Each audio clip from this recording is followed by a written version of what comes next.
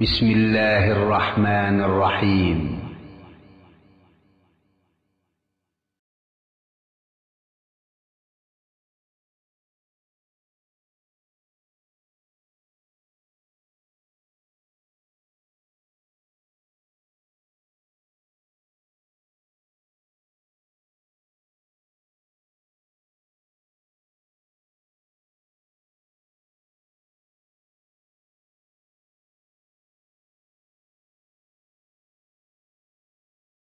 اعوذ باللہ من الشیطان الرجیم،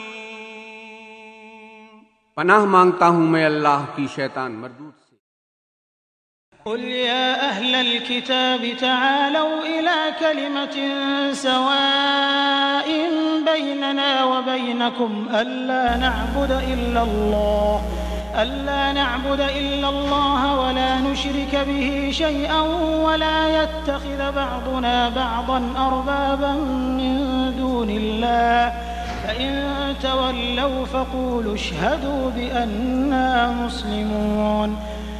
کہہ دو کہ اے اہل کتاب، جو بات ہمارے اور تمہارے دونوں کے درمیان یکساں تسلیم کی گئی ہے اس کی طرف آؤ، وہ یہ کہ خدا کے سوا ہم کسی کی عبادت نہ کریں اور اس کے ساتھ کسی چیز کو شریک نہ بنائیں، اور ہم میں کوئی کسی کو خدا کے سوا اپنا کارساز نہ سمجھے۔ اگر یہ لوگ اس بات کو نہ مانیں تو ان سے کہہ دو کہ تم گواہ رہو کہ ہم خدا کے فرما بردار ہیں۔ يا أهل الكتاب لم تحاجون في إبراهيم وما أنزلت التوراة والإنجيل إلا من بعده أفلا تعقلون۔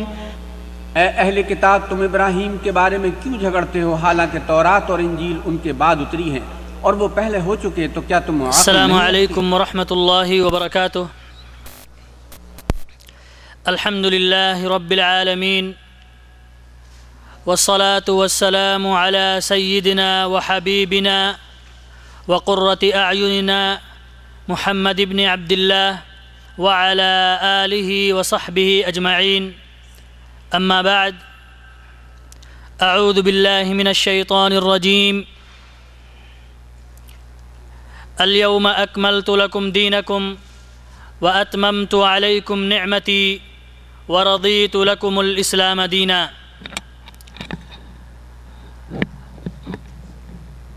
محترم شہدائیان توحید، کتاب و سنت کے پروانوں، رب ذوالجلال کا بے پایاں شکر اور احسان ہے، اس کا فضل و کرم ہے کہ آج جو دن ہمیں میسر ہو رہا ہے، یہ وہ دن ہے کہ جس دن کے لیے لوگ پریشان رہتے ہیں، یہ وہ دن ہے، سب سے افضل دن جمعہ کا دن، سب سے افضل مکان اللہ کا گھر، اور سب سے افضل بات اللہ کی بات، سب سے افضل کلام، سب سے سچی بات اللہ کی بات، جس کو سننے کے لیے ہم یہاں حاضر ہیں۔ میرے بھائیوں، آپ حضرات کا شکریہ اور اسلامک سینٹر مبرز کے تمام ذمہ داران کہ جن کی کوششوں اور انتھک محنتوں سے آج اللہ عز و جل نے ہمیں یہ مبارک دن نصیب فرمایا ہے کہ ہم اس شخصیت کے بیچ آج ہم بیٹھے ہوئے ہیں کہ جس شخصیت کو اللہ تبارک و تعالیٰ نے وہ مقام اور مرتبہ عطا فرمایا، اور جن کے ذریعہ سے اللہ تبارک و تعالیٰ نے اپنے بہت سارے بھٹکے ہوئے لوگوں کو، شرک و بدعت کے دلدلوں میں پھنسے ہوئے لوگوں کو ہدایت دی۔ ان کے اسلوب سے، ان کے علم سے کافی لوگ سیراب ہوئے ہیں۔ میرے بھائیوں، اور میں آپ حضرات کا بھی تہہ دل سے شکریہ ادا کرتا ہوں کہ آپ حضرات نے اپنے قیمتی اوقات کو چھوڑ کر کے یہاں پر سب سے بہترین کلام سننے کے لیے اور سب سے بہترین گھر میں بیٹھنے کے لیے تشریف لائے ہوئے ہیں۔ میں مدینہ المبرز اور اسلامک سینٹر مبرز کی جانب سے فضیلت الشیخ معراج الدین ربانی حفظہ اللہ کا پرخلوص استقبال کرتا ہوں کہ انہوں نے مجھ جیسے ناچیز کی دعوت پر لبیک کہا اور آپ حضرات کے سامنے وہ یہاں پر تشریف لائے۔ میرے بھائیوں، میں ایک جملہ کہنا چاہتا ہوں اور وہ یہ ہے کہ یہ وہ شخصیت ہے کہ جس کو آزمایا بھی گیا ہے اور ایسے حربے غیروں نے نہیں بلکہ اپنوں نے ان کے ساتھ جو سلوک کیا ہے، اللہ محافظ ہے، اللہ نے آپ کی حفاظت کی اور جس کی وجہ سے آج ہم پھر یہ مبارک چہرہ دیکھ رہے ہیں۔ نہیں تو میرے بھائیوں، لوگوں نے کیا کچھ نہیں کیا تھا، اپنوں نے کیا نہیں کیا تھا، کچھ بھی جتنا ان کو کرنا تھا آخر تک وہ آپ کو اس توحید کے چراغ کو بجھانے کے لیے ان لوگوں نے پوری محنت اور پوری اپنی جد و جہد کر ڈالی تھی، لیکن جس کا حامی ہو اللہ، اس کو بجھا سکتا ہے کون؟ میرے بھائیوں، توحید کی شمع جو روشن ہو چکی ہے، جس کو سب سے افضل اللہ کے نبی نے روشن کیا ہے، اور میرے بھائیوں سب سے افضل نبی سید الانبیاء جس کو روشن کر دیں اور جس کا محافظ اللہ بن جائے، کوئی اس کو بجھا سکتا ہے؟ کوئی دنیا کی کوئی طاقت نہیں بجھا سکتی ہے۔ اور یہ توحید کی جو شمع جو روشن ہے، قیامت کے دن تک انشاءاللہ العزیز یہ روشن رہے گی، اس کو کوئی بھی بجھا نہیں سکتا ہے۔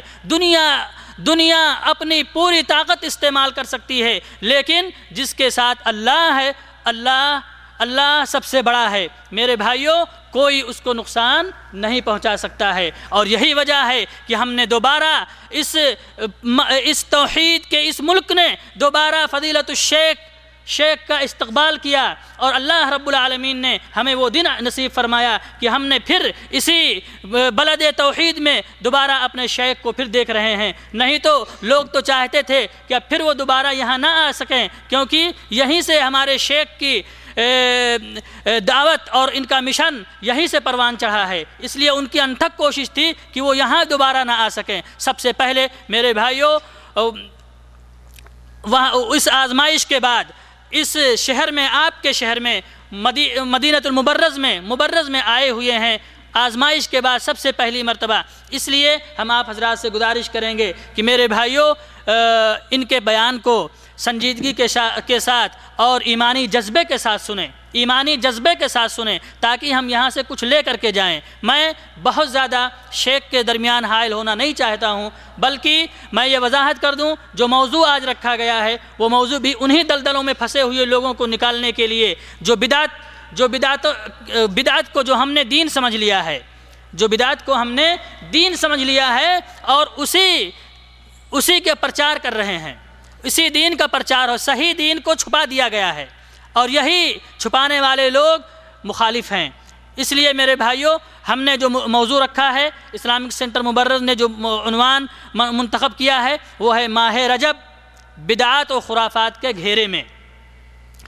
میں فضیلت الشیخ اپنے عظیم اور محترم مہمان جناب سید معراج ربانی حفظہ اللہ سے میں گزارش کروں گا کہ وہ اسٹیج پر تشریف لائیں اور آپ حضرات کے سامنے کتاب و سنت کی روشنی میں موضوع کی وضاحت کریں۔ والسلام علیکم ورحمۃ اللہ وبرکاتہ۔ السلام علیکم ورحمۃ اللہ وبرکاتہ۔ الحمد للہ نحمده ونستعینه ونستغفره ونؤمن به ونتوکل علیہ ونعوذ باللہ من شرور انفسنا ومن سیئات اعمالنا من يهده الله فلا مضل له ومن يضلل فلا هادي له واشهد ان لا اله الا الله واشهد ان محمدا عبده ورسوله اما بعد فان خير الحديث كتاب الله وخير الهدي هدي محمد صلى الله عليه وسلم وشر الامور محدثاتها وكل محدثة بدعة وكل بدعة ضلالة وكل ضلالة في النار. قال الله تبارك وتعالى في كلامه المجيد: أعوذ بالله السميع العليم من الشيطان الرجيم، بسم الله الرحمن الرحيم. يا أيها الذين آمنوا اتقوا الله حق تقاته ولا تموتن إلا وأنتم مسلمون واعتصموا بحبل الله جميعا ولا تفرقوا. وقال تعالى في مقام آخر: لقد كان لكم في رسول الله أسوة حسنة. وقال تعالى: وما آتاكم الرسول فخذوه وما نهاكم عنه فانتهوا.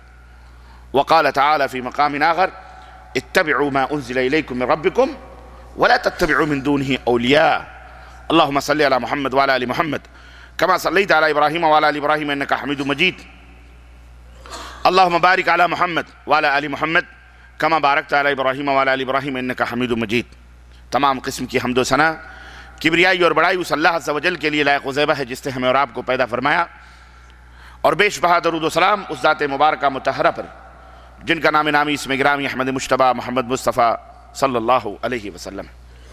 معزز علماء کرام، حاضرین اعظام، سامعین کرام، نوجوان دوستوں، بزرگوں اور بھائیوں، آج بتاریخ 15 رجب المرجب 1432 مطابق 17 جون سن 2011 عیسوی کے اس پروگرام میں جو اسلامک دعوت سینٹر مبرز الاحساء والحفوف کے اس جامع مسجد کے اندر منعقد ہوا ہے، میں اس پروگرام میں اللہ عز و جل کے شکریے اور اس کے امتنان کے بعد اور اس کے حمد کے بعد اور صلات کے بعد میں دعوت سینٹر کے مدیر محترم اراکین کا تہہ دل سے شکریہ ادا کرتا ہوں، اور اس جامع مسجد کے امام کا بھی شکریہ ادا کرتا ہوں جنہوں نے یہ حسین موقع ہمیں عنایت فرمایا اور یہ دیا کہ میں اپنے بھائیوں کے یہ روشن چہرے ایک دفعہ پھر دیکھ رہا ہوں۔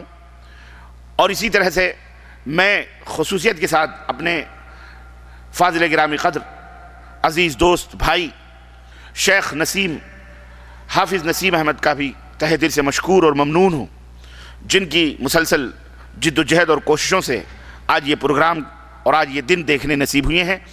اللہ تبارک و تعالیٰ ان کی جد و جہد کو قبول فرمائے، اور اللہ اور رفعت اور بلندی اور اخلاص اور قوت عطا فرمائے، اور اللہ تعالیٰ قبولیت سے سرفراز فرمائے۔ اسی طرح آپ تمام حضرات کا بھی میں تہہ دل سے شکریہ ادا کرتا ہوں کہ آپ جمعے کے بعد اپنے کاروبار کو چھوڑ کر، اپنے نیند کو، اپنے آرام کو تیاگ کر آپ یہاں اللہ کے گھر میں اللہ کا ذکر اس مبارک گھڑی میں، اس مبارک ساعت میں، جس کے بارے میں اللہ کے رسول صلی اللہ علیہ وسلم نے فرمایا کہ جمعے کے دن ایک گھڑی ایسی آتی ہے کہ اگر بندہ اللہ سے دعا کرے تو اس کی دعا رد نہیں کی جاتی ہے۔ آؤ مل جل کر مبارک دن پہ، مبارک گھڑی میں اللہ سے دعا کریں مل جل کر کے کہ اللہ ہم سب کو صراط مستقیم عطا فرمائے اور اس کے اوپر چلنے کی توفیق عطا فرمائے، اور یہ دعا کریں کہ اللہم ارنا الحق حقا وارزقنا اتباعہ، اے اللہ ہمیں حق کو حق بتلا اور اس کے اوپر چلنے کی توفیق عطا فرما، وارنا الباطل باطلا وارزقنا اجتنابہ، اور اے اللہ ہمیں باطل کو، غلط کو، جھوٹ کو، فساد کو غلط دکھلا اور اس سے بچنے کی توفیق عطا فرما۔ اللہ ہم سب کی گردنوں کو جہنم سے آزاد فرمائے، ہمارے والدین کی گردنوں کو جہنم سے آزاد فرمائے، ہمارے اساتذہ اور ہمارے محسنین کی گردنوں کو جہنم سے آزاد فرمائے، ہمارے اعزہ، ہمارے قائد، ہمارے بھائی بہن، آل اولاد، ہمارے تمام دوست احباب کو جو مومن ہیں، موحد ہیں، اللہ تعالیٰ ان کی گردنوں کو جہنم سے آزاد فرمائے، اور جو بھٹکے ہوئے لوگ ہیں، گمراہ ہیں، بدعت و ضلالت کے اندھیروں میں ٹامک ٹنگیاں مار رہے ہیں، اور جو لوگ شیطان کے نرغے میں آ کر ادھر ادھر دین اسلام کے نام پر بہت ساری چیزوں میں مشغول ہیں، اللہ ان سب کو ہدایت عطا فرمائے، اللہ ان سب کو راہ راست عطا فرمائے، اللہ تعالیٰ ان سب کو اپنا محبوب بنائے، اللہ تعالیٰ ان سب کو جنت میں ہدایت دینے کے بعد جنت میں جگہ عطا فرمائے۔ یہ مبارک گھڑی، آمین یا رب العالمین۔ اللہ ہم سب کی، ہمارے اٹھنے کو، بیٹھنے کو اور یہاں کی حاضری کو اللہ قبول فرمائے۔ یہی مقصد ہوتا ہے، پروگراموں کا مقصد جو ہوتا ہے در حقیقت یہی ہوتا ہے، تعلیم، تعلم، سیکھنا اور سکھلانا۔ دروس، محاضرات، لیکچرز، کانفرنس، سیمینار، ندوات، جلسے، جو کچھ بھی ہیں، ان کا مین مقصد یہ ہوتا ہے کہ تاکہ مسلمانوں کے دلوں کو کہ قرآن و سنت کی روشنی سے منور و مجلہ کیا جائے۔ شیطان جو 24 گھنٹے ان کے رگوں کے اندر دوڑتا رہتا ہے اور مسلسل اس کی کوشش رہتی ہے کہ اس ایمان کو کسی طرح سے سلب کر لیں، اس کے نور کو کسی طرح سے بے نور کر دیں، اس کی روشنی چھین لیں اور اس کو گمراہ کر دیں، مرتد کر دیں، مشرک بنا دیں، کچھ نہ کر سکیں تو بدعتی بنا دیں، بدعتی نہ بنا سکیں تو کم از کم ایسے اعمال کے اندر اس کو مشغول کر دیں جس میں کوئی اجر اور ثواب نہیں، یا ایسے اعمال کے اندر ملوث کر دیں کہ جو شرکیہ اعمال ہیں، جو اللہ کی ناراضگی کا اور اللہ کے غضب کا سبب ہیں۔ شیطان کی مسلسل یہ جد و جہد ہوتی ہے، اسی لیے اللہ تعالیٰ نے قرآن کریم میں کیا فرمایا؟ ان الشیطان لکم عدو مبین، ان الشیطان لکم عدو مبین، کہ یقیناً شیطان تمہارا کھلا ہوا دشمن ہے، بالکل واضح دشمن، ایسا دشمن نہیں جو چھپا ہوا ہے، ہاں وہ کھلا ہوا دشمن ہے، تمہارے سامنے ہے، تمہارے آگے، تمہارے دائیں، تمہارے پیچھے، مسلسل وہ لگا ہوا ہے کہ کسی طرح سے اس کو گمراہ کریں، کسی طرح سے اس کو اللہ سے دور کر دیں۔ اس لیے اللہ تبارک و تعالیٰ نے قرآن کریم میں یہ حکم دیا ہے، اتبعوا ما انزل الیکم من ربکم، اے میرے بندو اتباع کرو ان باتوں کی، ما انزل، جو باتیں اتاری گئی ہیں، جو باتیں، ہاں انزال کہتے ہیں اتارنے کو، ہاں آپ گاڑی پہ بیٹھے انزل انزل، اترو، عربی میں ہے کہ نہیں؟ سمجھا کرو عربی، عرب میں رہتے ہوئے عربی سمجھا کرو، تاکہ ہمارے ہاں وہ گونگے بہرے جاہل جو ترے لگا کے اپنے آپ کو بہت بڑا عربی داں سمجھتے ہیں، جاہل ہوتے ہیں، اللہ انہیں مولویوں کی بات کر رہا ہوں میں، مولویوں پہ میرا نزلہ بڑا زبردست گرتا ہے نا، اس کی وجہ یہ ہے کہ یہ اگر سدھر جائیں تو نبی کی امت سدھر جائے گی انشاءاللہ تعالی، ان کے وکیل سدھر جائیں تو ملک سدھر جائے، مولوی سدھر جائے تو پبلک سدھر جائے، ہے کہ نہیں؟ یہ اصل چیز ہے، کیونکہ وکیل ملک کے کانسٹیٹیوشن کا وہ ہوتا ہے، جانکار ہوتا ہے، اور اس کو جیسے چاہتا ہے سفید کالا اپنی مرضی سے کرتا ہے اور لوگوں سے پیسے اینٹتا ہے، کھاتا ہے، اور مولوی بھی اسلامک لا کا جانکار ہوتا ہے، ہاں اس لیے وہ جیسے چاہتا ہے گھماتا ہے اس کو۔ اب آپ یہ کہتے ہو تم بھی تو مولوی ہو، بے شک ہے، مجھے یہ ڈر نہیں ہے کہ آپ مجھ سے کہہ سکتے ہو تم بھی تو جھوٹ بول سکتے ہو، بے شک ہم بھی جھوٹ بول سکتے ہیں، ہم سے بھی غلطیاں ہو سکتی، خطائیں ہو سکتی، لیکن میرے عزیزو ہم یہ نہیں کہتے میری مانو، ہم کیا کہتے ہیں؟ اتبعوا ما انزل الیکم من ربکم، جو رب نے کہا کہ ان باتوں کی اتباع کرو، پیروی کرو جو اتاری گئی ہیں تمہارے رب کی طرف سے، ولا تتبعوا من دونہ اولیاء، اور اللہ کے سوا جو اللہ کے علاوہ لوگ ہیں کہ اور کسی دوسرے اولیاء کی اتباع اور پیروی نہ کرو۔ اللہ تبارک و تعالیٰ نے اپنے نبی کو کیوں بھیجا؟ صرف 23 برس کے لیے بھیجا یا 100 برس کے لیے بھیجا یا صحابہ ہی کے لیے بھیجا بس؟ اس کے بعد اللہ کے نبی امام نہیں ہے، اللہ کے نبی رسول نہیں ہے؟ یہ جس کا عقیدہ ہے میں سمجھتا ہوں اپنا مقدر جہنم بنا لے۔ ہمارا عقیدہ یہ ہے کہ لا الہ الا اللہ محمد الرسول اللہ، محمد صلی اللہ علیہ وسلم اللہ کے رسول ہیں، محمد صلی اللہ علیہ وسلم اللہ کے ہیں، مطلب کیا ہیں؟ قیامت تک کے لیے ہیں۔ کس کے لیے؟ ہاں قیامت تک کے لیے، قیامت تک کے لیے، صرف صحابہ کرام تک کی زندگی کے لیے نہیں تھے، 100 برس کے لیے نہیں تھے، 200 برس کے لیے نہیں تھے، بلکہ جب تک چاند اور سورج باقی ہیں اور رہیں گے، جب تک یہ زمین اور آسمان کے سیارے گردش میں رہیں گے، جب تک شام و سحر آتے جاتے رہیں گے، جب تک رات اور دن آپس میں باریاں تبدیل کرتے رہیں گے، جب تک یہ دنیا متحرک رہے گی، جب تک قیامت نہیں آئے گی، تب تک کے لیے ہمارے نبی، ہمارے رسول محمد صلی اللہ علیہ وسلم اللہ کے رسول ہیں۔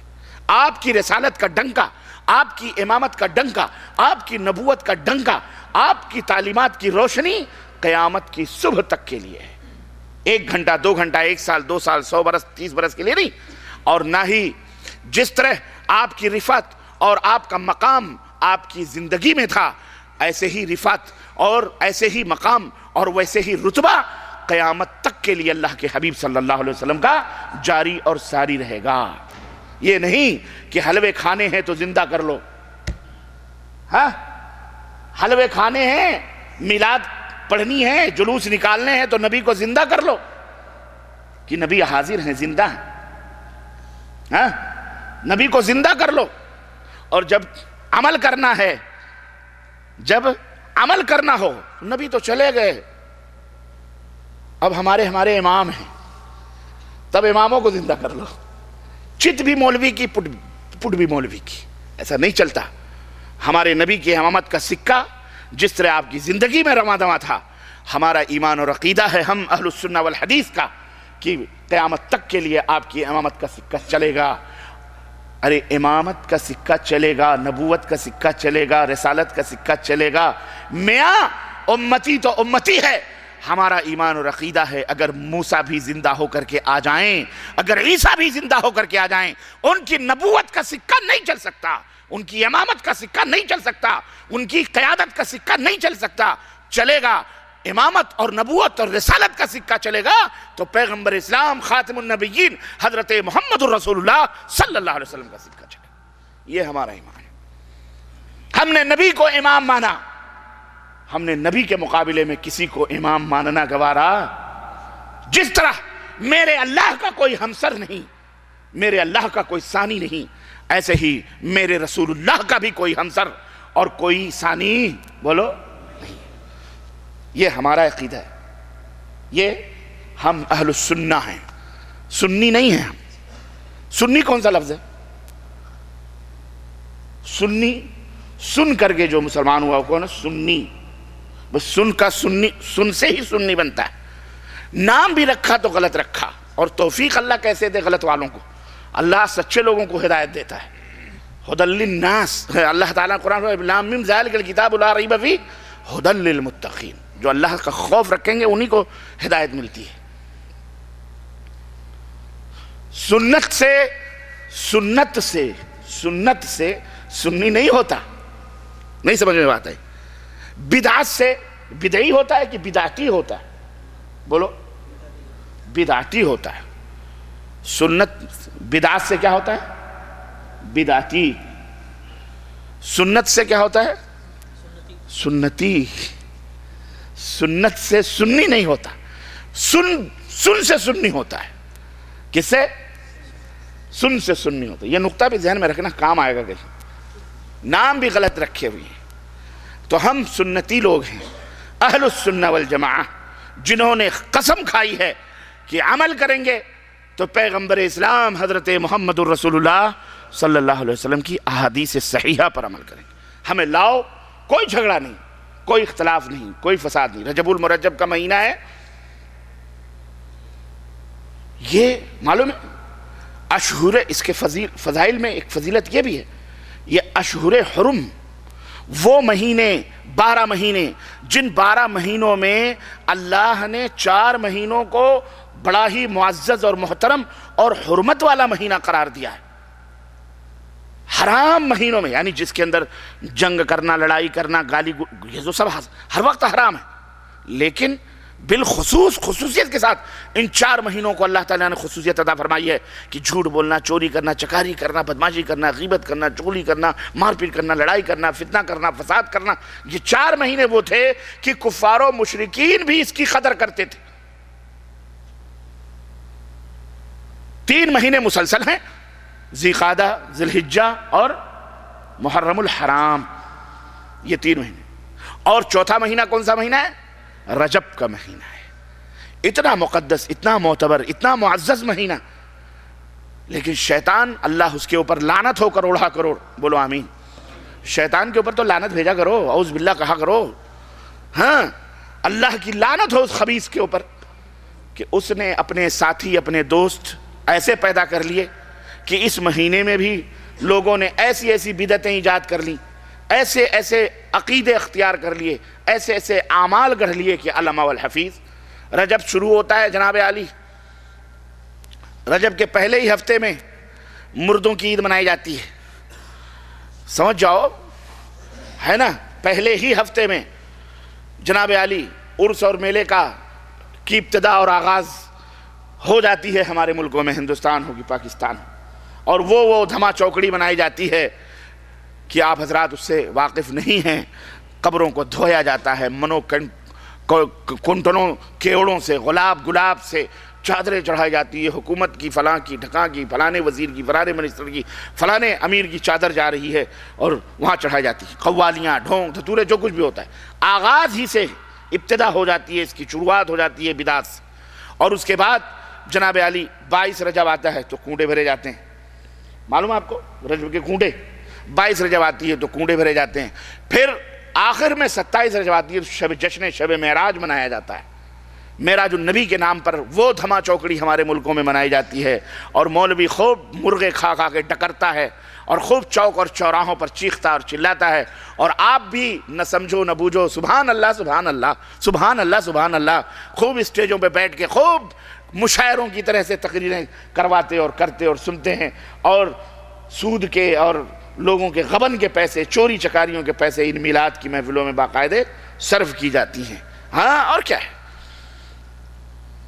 تو یہ پورا مہینہ جو اشہر حرم میں سے ہے، جو حرام ہے، جس کے اندر فساد، فتنہ، برائی اور شرک تو سب سے بڑی برائی ہے، لیکن اس مہینے کو بھی شرک کے اندر ڈبو دیا گیا. پورا 1 تاریخ سے لے کر کے 29 یا 30 تاریخ تک غرق کر دیا گیا شرک. میرے عزیزوں، میں بھی بتاؤں گا کہ کس طرح سے شیطان نے امت محمدیہ صلی اللہ علیہ وسلم کے کچھ لوگوں کو گمراہ کیا ہے. میں بھی بتاؤں گا. اس سے پہلے آپ ایک بنیاد سمجھ لیں، ایک اساس سمجھ لیں، ایک منہج سمجھ لیں. جب آپ وہ منہج سمجھ جائیں گے، اسلام کا جو منہج ہے، جو اس کی بنیاد ہے، تو انشاءاللہ تبارک و تعالی بہت ساری باتیں آپ کے لیے آسان ہو جائیں گی. موقع زندگی میں بار بار نہیں آتے. اللہ نے یہ حسین موقع عطا فرمایا ہے. آپ کے بیچ میں ہم بیٹھے ہیں، علماء بیٹھے ہیں الحمدللہ، اور اس کے بعد سوال و جواب کا بھی موقع ہوگا، اور آپ سوال کے ذریعے سے اپنے شکوک اور شبہات اور جو ڈاؤٹس ہیں اسے رفع بھی کر سکتے ہیں، ختم بھی کر سکتے ہیں. پہلے کچھ اساس سمجھ لیں، بنیاد سمجھ لیں کہ آپ جو مسلمان ہیں تو ایک مسلمان کے لیے کیا ضروری ہے، راہ حق کو پانے کے لیے کیا اساس ہے، کیا منہج ہے، کیا بنیاد ہے. کیسے آپ حق اور باطل کے درمیان فرق کر سکتے ہیں. آپ مارکیٹ میں جاتے ہیں، آپ کا دوست پڑھا لکھا ہے، کہتے بھائی میرے ساتھ چلو، مجھے یہ سامان خریدنا ہے. دوست نے کہا یار مجھے فرصت نہیں ہے، آپ ہی چلے جاؤ. بولے یار مجھے پڑھنا لکھنا ہے، یار میں کیا کروں، میں کیسے سمجھوں گا کہ یہ مال میڈ ان چائنا ہے، یہ مال میڈ ان جاپان ہے، یہ میڈ ان تائیوان ہے.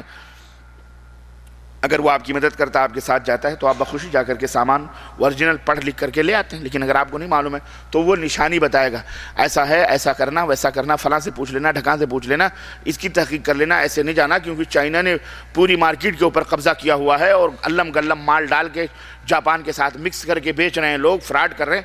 تو آپ ہر چیز میں ہاتھ ڈالتے ہوئے ڈرو گے کہ نہیں ڈرو گے؟ خریدتے ہوئے ڈرو گے، یار پتہ نہیں دھوکہ دے ہے کہ نہیں. اب آپ نے دیکھا کہ ایک بڑا ہی آدمی داڑھی اوڑی رکھے ہوئے، پگڑی اگڑی باندھے ہوئے، ہاتھ میں تسبیح وسبیح، نماز کے گھٹے وٹے پیشانی میں بنے ہوئے بیٹھا ہوا دکان کے اوپر. آپ نے کہا بھائی یہ آدمی تو بڑا پاک باز لگ رہا ہے. گئے اور آپ نے کہا کہ حضرت مجھے ایک ٹیپ ریکارڈ چاہیے، ایک موبائل چاہیے، میڈ ان چائنا نہیں، میڈ ان جاپان چاہیے. اب اس نے اٹھا کر کے وہ مال دے دیا، کہا بیٹا یہ لے کے جا، یہ بہت ہی معتبر مال ہے، میڈ ان جاپان ہے. تو آپ پڑھنا لکھنا نہیں جانتے، یا آپ جانتے ہیں، دونوں شکلیں ہیں. اگر آپ جانتے ہیں تو ایسے ہی لے لیں گے، اٹھا کر کے جیب میں ڈال لیں گے، یا باقاعدہ اس کو دیکھیں گے کہ چچا کہاں لکھا ہوا ہے اس میں میڈ ان جاپان، کہیں لکھا ہوا تو کچھ نظر نہیں آ رہا ہے نا. تو اگر لکھا ہوا تو وہ اگر معتبر ہے کہے گا دیکھو یہاں بیٹا یہاں لکھا ہوا میڈ ان جاپان.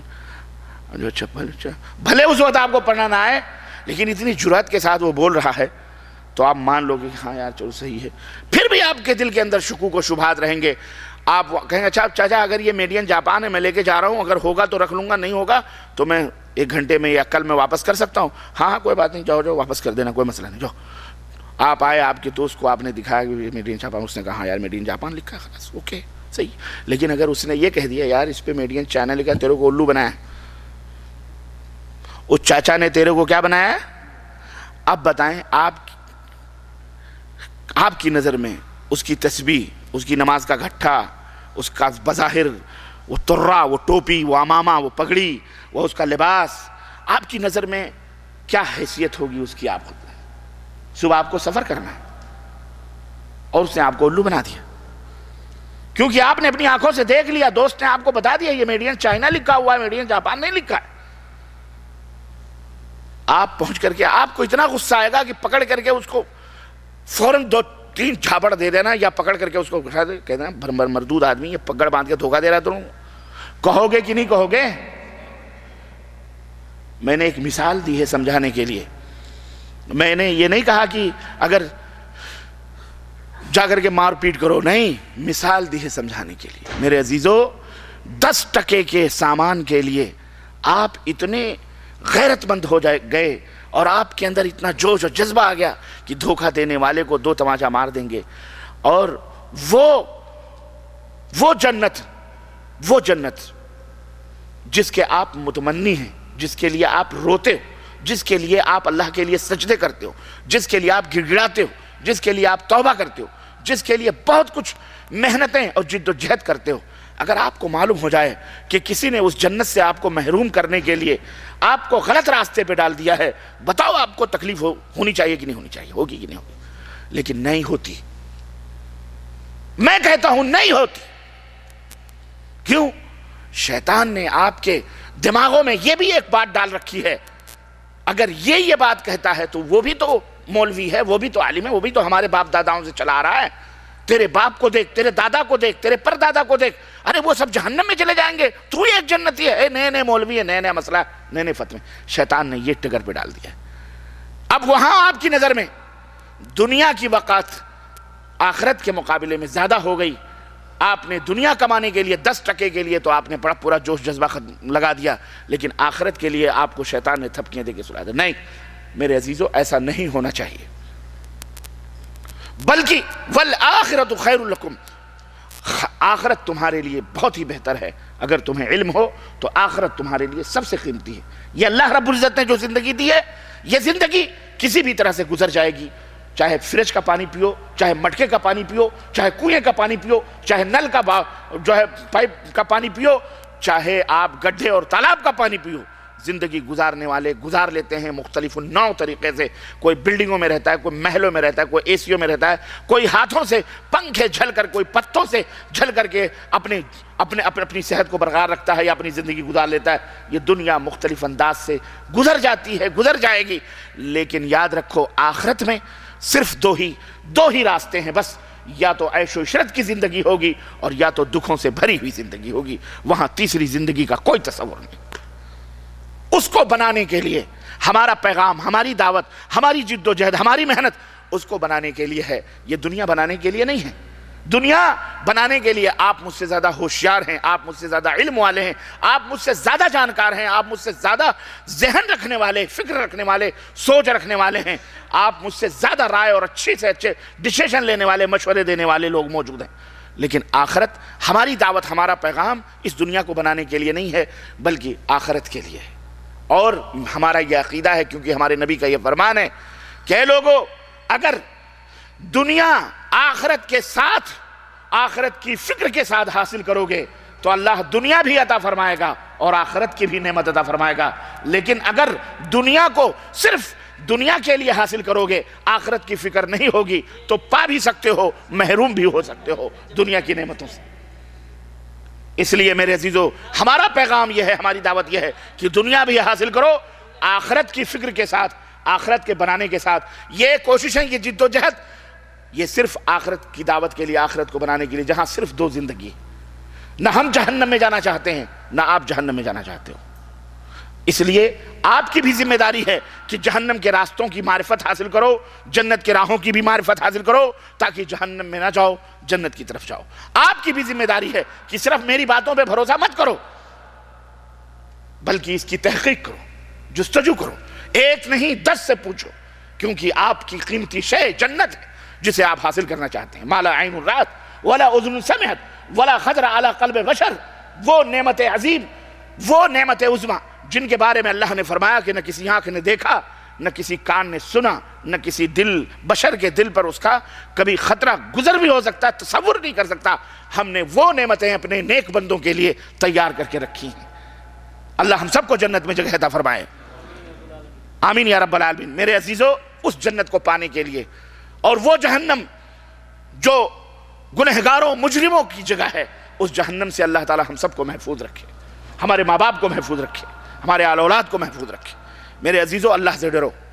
ہمارا پیغام، ہماری دعوت یہ ہے، آپ تحقیق کرو، جستجو کرو. آنکھ بند کر کے صرف دنیا دنیا دنیا دنیا دنیا کے چکروں میں نہ رہو. تحقیق کرو کوئی بھی اگر اللہ کی رسول کی بات بتانے کے نام پر آپ کو کوئی مسئلہ بتاتا ہے، آپ کو کوئی حکم بتاتا ہے، آپ کا یہ فرض بنتا ہے کہ گریبان پکڑ کر پوچھو کہ جناب علی آپ نے جو مسئلہ بتایا ہمیں بتاؤ قرآن میں کہاں ہے، نبی کے فرمان میں کہاں ہے۔ آپ کا حق ہے، یہ راستہ ہے، یہ منہج ہے، صحیح راستہ ڈھونڈنے کا طریقہ ہے، تب تم راستہ پاؤ گے۔ کوا کان لیے جا رہا ہے، آپ کوے کے پیچھے دوڑتے جائیں اور اپنا کان ٹٹولیں نہیں، یہ احمقوں کی بات ہے، یہ بدھو اور بیوقوف لوگوں کا طریقہ ہے، عقل مندوں کا طریقہ یہ نہیں ہے۔ کسی نے شور مچایا، کوا کان لیے جا رہا ہے تو عقل مند کیا کرتا ہے؟ پہلے اپنا کان ٹٹولتا ہے، دیکھتے میرا کان ہے بھائی، کلانے تو کسی کا لے کے جا رہا ہوگا، جس کے نہیں ہے وہ دوڑے۔ آپ اور ہم سب دوڑے جا رہے ہیں اسی کے پیچھے، بیوقوف ہیں۔ اس لیے میرے عزیزو یاد رکھو، گل میں، گلشن میں، نسیم سحری میں بلبلو دیکھ لو کہ گھات میں صیاد نہ ہو۔ ہر جگہ دیکھو کہ کہیں یہاں شیطان بیٹھ کر شکار تو نہیں کر رہا ہے۔ جس طرح اس چھوٹے سے سامان کی خریداری میں آپ اس چچا میاں کے ٹوپی، اس کی داڑھی، اس کے تسبیح اور اس کے مسلح سے متاثر نہیں ہوئے، بلکہ آپ گلا پکڑ لوگے کہ جھوٹ بولتے ہو، یہ تمام رکھ کے دھوکہ دیتے ہو، ایسے ہی آپ کا یہ فرض بنتا ہے کہ دین کے کمانے میں بھی یہ ٹوپیاں اور یہ داڑھیاں اور یہ تمام سب چیزیں کبھی بھی دھوکہ نہ دیں آپ کو۔ یاد رکھو، شیطان ہر بھیس میں آتا ہے۔ اس نے کہا لَأَقْعُدَنَّ لَهُمْ صِرَاطَكَ الْمُسْتَقِيمَ۔ شیطان کو جب اللہ تعالیٰ نے مردود بارگاہ کیا تو اس نے کیا کہا معلوم ہے؟ لَأَقْعُدَنَّ لَهُمْ صِرَاطَكَ الْمُسْتَقِيمَ، اے اللہ میں ضرور ضرور تیرے بندوں کے لیے بیٹھوں گا صراطک المستقیم، تیرے صراط مستقیم پر، یعنی جو سیدھا راستہ جنت کی طرف جا رہا ہے اس راستے پر میں بیٹھوں گا اور پھر انہیں گمراہ کروں گا۔ کہاں بیٹھے گا وہ؟ شراب خانے میں، طوائف کے اڈے پر، جوئے اور سٹوں کے اڈوں پر، بولو کچڑ پیٹیوں میں، میونسپلٹی کارپوریشن کے کچڑوں میں، بلدیہ میں نہیں، وہ کہاں بیٹھے گا؟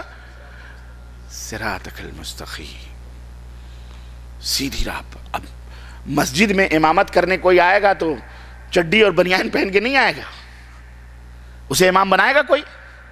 ظاہر ہے امام اس قوم کے اندر جو معتبر لباس ہے، محترم ڈریس ہے، وہ پہن کر کے آئے گا، ہے کہ نہیں؟ تو جب شیطان صراط مستقیم پر بیٹھے گا تو شراب کی بوتل ہاتھ میں لے کر کے نہیں بیٹھے گا اور کہے گا آؤ آؤ میں تمہیں جنت کی راہ بتلاؤں۔ آپ وہ مردود آدمی، پہلے شراب کی بوتل تو پھینک، آپ اس کی طرف جاؤ گے؟ کوئی آدمی شرابی آپ کو جنت کی طرف بلائے، کہو گے آپ بھلے وہ جنت کی طرف بلا رہا ہو لیکن آپ نہیں مانو گے، شراب پی رہا ہے، یہ پاگل ہو گیا، مجنون ہو گیا۔ آپ کو شیطان اسی تصور میں آئے گا۔ میں ایک ذہن دینا چاہتا ہوں، سمجھنے کی کوشش کیجئے۔ جس تصور آپ کے جو سانچہ اور جو نمونہ آپ کے دماغ میں ایک معتبر اور مقدس شخصیت کا ہے، اسی سانچے اور اسی شکل و صورت، اسی شباہت میں اور اسی انداز میں شیطان آپ کے پاس آئے گا اور آپ کو گمراہ کرنے کی کوشش کرے گا۔ کرسچن بن کے نہیں آئے گا، یہودی بن کے نہیں آئے گا، غیر مسلم بن کے نہیں آئے گا، بلکہ اسی سانچے میں آئے گا جو آپ کے دماغ میں ایک معتبر اور مقدس آدمی کی شکل و صورت ہوتی ہے یا ہونی چاہیے، تب آپ کو گمراہ کر پائے گا۔ ورنہ شراب لے کر کے جوا سٹا کندھے پہ لٹکائے وہ شخص، وہ شیطان آپ کو گمراہ نہیں کر سکتا۔ اور پھر وہ صراط مستقیم پر بیٹھے گا تو فحاشی، بدکاری، بے حیائی لے کر کے نہیں بیٹھے گا، بلکہ بہت اچھی چیزیں لے کر کے بیٹھ کر کے آپ کو گمراہ کرے گا۔ اس لیے یہ وارننگ ہے آپ کے لیے کہ کوئی بھی عمل کرو تو اس سے پہلے یہ دیکھو، یہ سوچ لو کہ اس کے اوپر مدینے والے کی مہر ہے یا نہیں ہے۔ آسان لفظوں میں وَمَا آتَاكُمُ الرَّسُولُ فَخُذُوهُ وَمَا نَهَاكُمْ عَنْهُ فَانْتَهُوا، رسول جس بات کا تمہیں حکم دیں وہ لے لو، اور جس بات سے منع کریں اس سے بولو ہاں رک جاؤ۔ اللہ نے فرمایا لَقَدْ كَانَ لَكُمْ فِي رَسُولِ اللَّهِ أُسْوَةٌ حَسَنَةٌ، اے لوگو تمہارے لیے نبی کی زندگی بہترین نمونہ ہے، آئیڈیل ہے، اسوہ ہے، قدوہ ہے تمہارے لیے۔ یعنی اب تمہیں سنورنا ہے، سجنا ہے، مجھے راضی کرنا ہے، خوش کرنا ہے، میرا قرب حاصل کرنا ہے، جنت میں آنا ہے، تو پیغمبر نمونہ بن کے جا رہے ہیں، رسول سیمپل بن کے جا رہے ہیں، رسول آئیڈیل بن کے جا رہے ہیں۔ انہی کو دیکھو، انہی کی سیرت پڑھو، انہی کو دیکھو، इनकी ट्रू कॉपी बनो, इनकी क्या बनो, फोटो कॉपी बनो, इनकी ट्रू कॉपी बनो। ये नमाज कैसे पढ़ रहे हैं, ये रोजा कैसे रख रहे हैं, क्यों? अल्लाह को सबसे ज्यादा जानने वाले वही हैं, अल्लाह से सबसे ज्यादा डरने वाले वही हैं, अल्लाह के अहकाम को सबसे ज्यादा जानने वाले वही हैं, मिजाजे उलूहियत को समझने वाले, मिजाजे उलूहियत को ज्यादातर मिजाजे रिसालत ही समझ पाता है। तो अल्लाह के मिजाज को, अल्लाह की सोच को, अल्लाह के अहकाम को, अल्लाह के अवामिर को, अल्लाह के नवाही को, अल्लाह की मर्जियात को, अल्लाह की चाहतों को, अल्लाह की ख्वाहिशों को, अल्लाह की रग़बतों को, अल्लाह की तमाम मुरादों को समझने के लिए रसूल भेजे जा रहे हैं, पैगंबर भेजे जा रहे हैं, नबी भेजे जा रहे हैं और हुक्म दिया जा रहा है, इन्हीं के पीछे पीछे चलो, ये इनकी ट्रू कॉपी बनो। ये जैसा कहेंगे वमा अताकुमुर रसूल फखज़ूहु, ये जो बात कह रहे हैं इसको मिनवान तस्लीम कर लो, और जिन बातों से ये मना कर रहे हैं उनसे रुक जाओ। इनकी मुखालिफत करोगे, इनकी मुखालिफत करोगे, इनकी जिंदगी में भी, इनके मरने के बाद भी, तो सुनो, याद रखो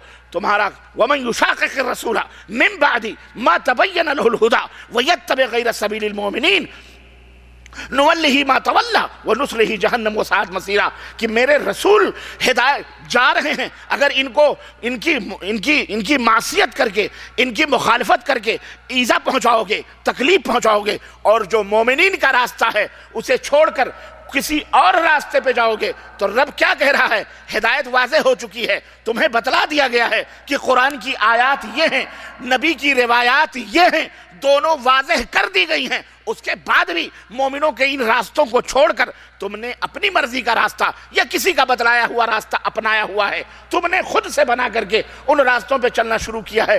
रब फरमा रहा है नुवल्लिही मा तवल्ला, मैं उन्हीं रास्तों पर उनको डाल दूंगा, व नुस्लिही जहन्नम, और उसी रास्ते से उनको जहन्नम में डालूंगा, व साअत मसीरा, और जहन्नम कितना बुरा ठिकाना है। समझ में बात आ रही कि नहीं आ रही? तवज्जो है कि नहीं तवज्जो है?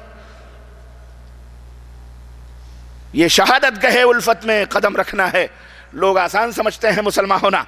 याद रखो, अल्लाह की रुबूबियत को तस्लीम करने लेना, अल्लाह की उलूहियत को तस्लीम कर लेना, अल्लाह के अस्मा सिफात को तस्लीम कर लेना, यह ईमान की अलामत नहीं है, बल्कि ईमान की अलामत यह भी है कि मुहम्मदुर रसूलुल्लाह सल्लल्लाहु अलैहि वसल्लम की रिसालत को उसी तरह तस्लीम करो जिस तरह रब की इबादत, रुबूबियत और उलूहियत और उसके अस्मा सिफात के ऊपर तुम्हारा ईमान। जिस तरह रब की इबादत में कोई शरीक नहीं हो सकता, कोई साझीदार नहीं हो सकता, कोई पार्टनर नहीं हो सकता, ऐसे मेरे नबी की रिसालत में भी कोई शरीक हो सकता, उनकी इमामत में भी कोई पार्टनर नहीं कर सकता, उनका भी कोई हमसर, उनके भी मकाम और रिफत का कोई हो सकता।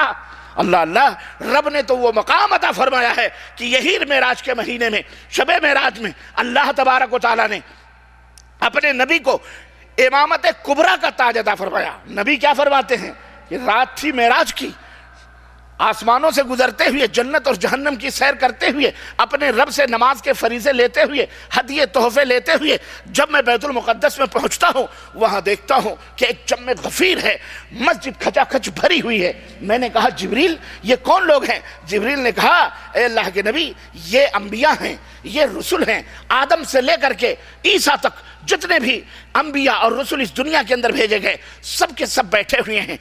जिब्रील ये किसका इंतजार कर रहे हैं, ये क्यों बैठे हुए हैं? आका फरमाते हैं कि जिब्रील ने कहा कि ये आपका इंतजार कर रहे हैं, आपका इंतजार कर रहे हैं, ये नमाज का इंतजार कर रहे हैं।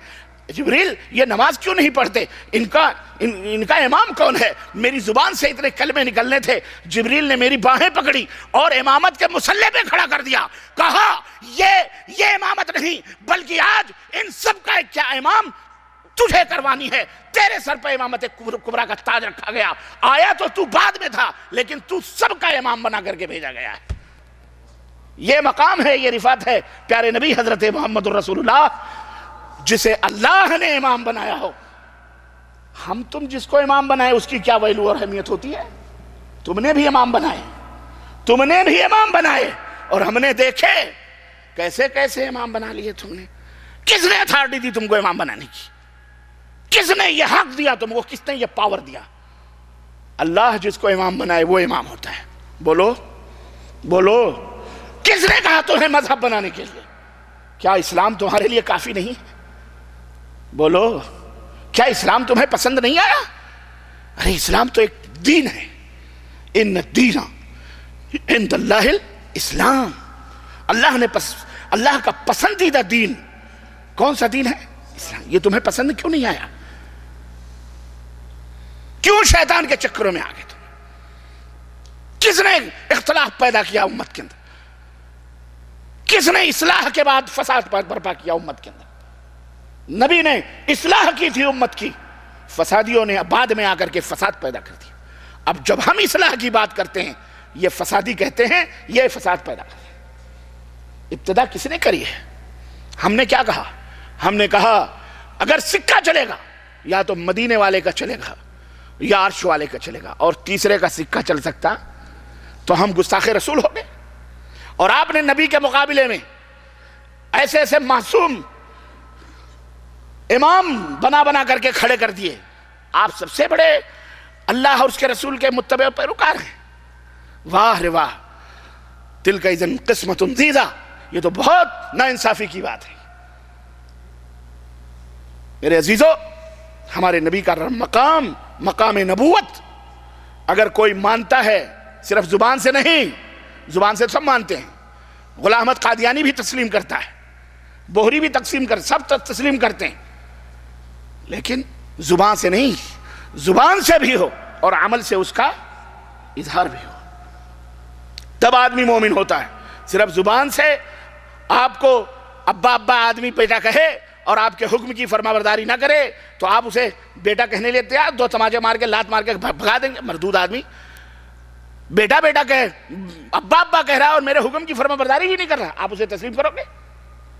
اس لیے یاد رکھو عمل سے زندگی بنتی ہے، جنت بھی جہنم بھی۔ یہ خاکی اپنی فطرت میں نہ نوری ہے نہ ناری ہے۔ اپنے ناموں کے آگے 1000 دفعہ نوری لکھ لو، نوری نہیں ہو سکتے۔ آگ کو نوری کہتے رہو تو آگ نوری نہیں ہو جائے گا، نہیں ہو جائے گی وہ، بلکہ وہ نار ہے تو نار ہی رہے گی، چھو کے دیکھو گے تو جلے گی، جلائے گی جسم و جان۔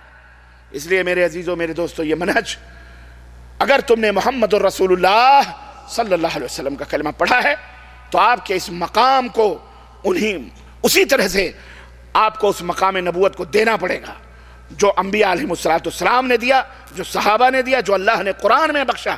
اس مقام نبوت سے، رسالت و امامت سے آپ اسے ڈاؤن کرو گے تو تمہارا ایمان جائے گا، تم بے ایمان ہو جاؤ گے۔ لاکھ زبان سے عاشق عشق محبت کرتے رہو، کوئی فائدہ بولو نہیں پہنچے گا۔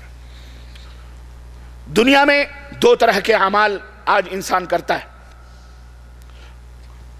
ایک کیٹیگری اعمال کرنے والوں کی وہ ہے جن کے اعمال قرآن و سنت کے مطابق ہیں، یعنی اس کے اوپر مکے اور مدینے کی مہر لگی ہے، اللہ نے قرآن میں جو نازل فرمایا وہ ہے، اور رسول اللہ صلی اللہ علیہ وسلم نے جو احادیث میں فرمایا وہ ہے، یعنی وہ سراپا، وہ پورا ٹوٹل مکمل عمل اللہ اور اس کے رسول کے فرمودات کے مطابق ہے۔ کچھ اعمال ایسے ہیں جو انسان کر رہا ہے، اور کچھ اعمال ایسے ہیں جو انسان کرتا ہے دنیا کے اندر، لیکن ان کا ادنا سا بھی تعلق، ذرا بھی تعلق نہ قرآن سے ہے نہ حدیث سے ہے۔ ایسے اعمال بھی انسان کر رہا ہے، اسے دین سمجھ کر کے کر رہا ہے، اسے اسلام میں چسپا کر دیا گیا، چیگم کی طرح چپکا دیا گیا، جوڑ دیا گیا، اور یہ کہا گیا کہ یہ بھی اسلام ہے، جبکہ نہ وہ قرآن میں ہے نہ وہ حدیث میں ہے، بلکہ وہ سراسر بدعات اور منکرات ہیں۔ بھلے وہ ہماری نظروں میں اچھے اور خوبصورت نظر آتے ہیں۔ پہلے اعمال جو قرآن و سنت سے معتبر ہیں، مزین اور آراستہ ہیں قرآن و سنت کے دلائل سے، ان اعمال کے کرنے والوں کو جنت کی بشارت دی گئی ہے، اور بشارت دینے والے ہمارے اور آپ کے نبی حضرت محمد الرسول اللہ صلی اللہ علیہ وسلم۔ اللہ کے نبی نے فرمایا کل امتی یدخلون الجنہ الا من ابا، میری امت کا ہر شخص جنت میں داخل ہوگا سوائے اس کے جو انکار کرے۔ صحابہ نے کہا اے اللہ کے نبی، بھلا کون انکار کرے گا جنت میں جانے سے؟ قال من اطاعنی دخل الجنہ، جس نے عمل کیا ان باتوں پر جس پر میری مہر لگی ہے، صحیح مہر لگی ہے، وہ جنت میں جائے گا۔ ومن عصانی فقد ابا، اور جس نے ان باتوں پر عمل کیا جس پر میری مہر نہیں لگی ہے، اس نے میری نافرمانی کری، وہ کہاں جائے گا؟ اس نے خود جنت میں جانے سے انکار کر دیا۔ تو بولو نبی کے مطیع فرما بردار بننا چاہتے ہو یا نبی کے نافرمان بننا چاہتے ہو؟ ٹرننگ پوائنٹ ہے جنت اور جہنم کی، یاد رکھو. بس ایک نگاہ پہ ٹھہرا ہے معاملہ دل کا، یہی ہے، یہی ہے جنت اور جہنم. اللہ کے نبی نے فرمایا کہ جنت تمہارے جوتے کے نال سے بھی زیادہ قریب ہے اور جہنم بھی اسی طرح ہے، تمہارے جوتے کی نال سے بھی زیادہ قریب ہے. ذرا سے یوں ہوئے جہنم اور ذرا سے یوں ہوئے تو جنت. جنت میں جانا چاہتے ہو؟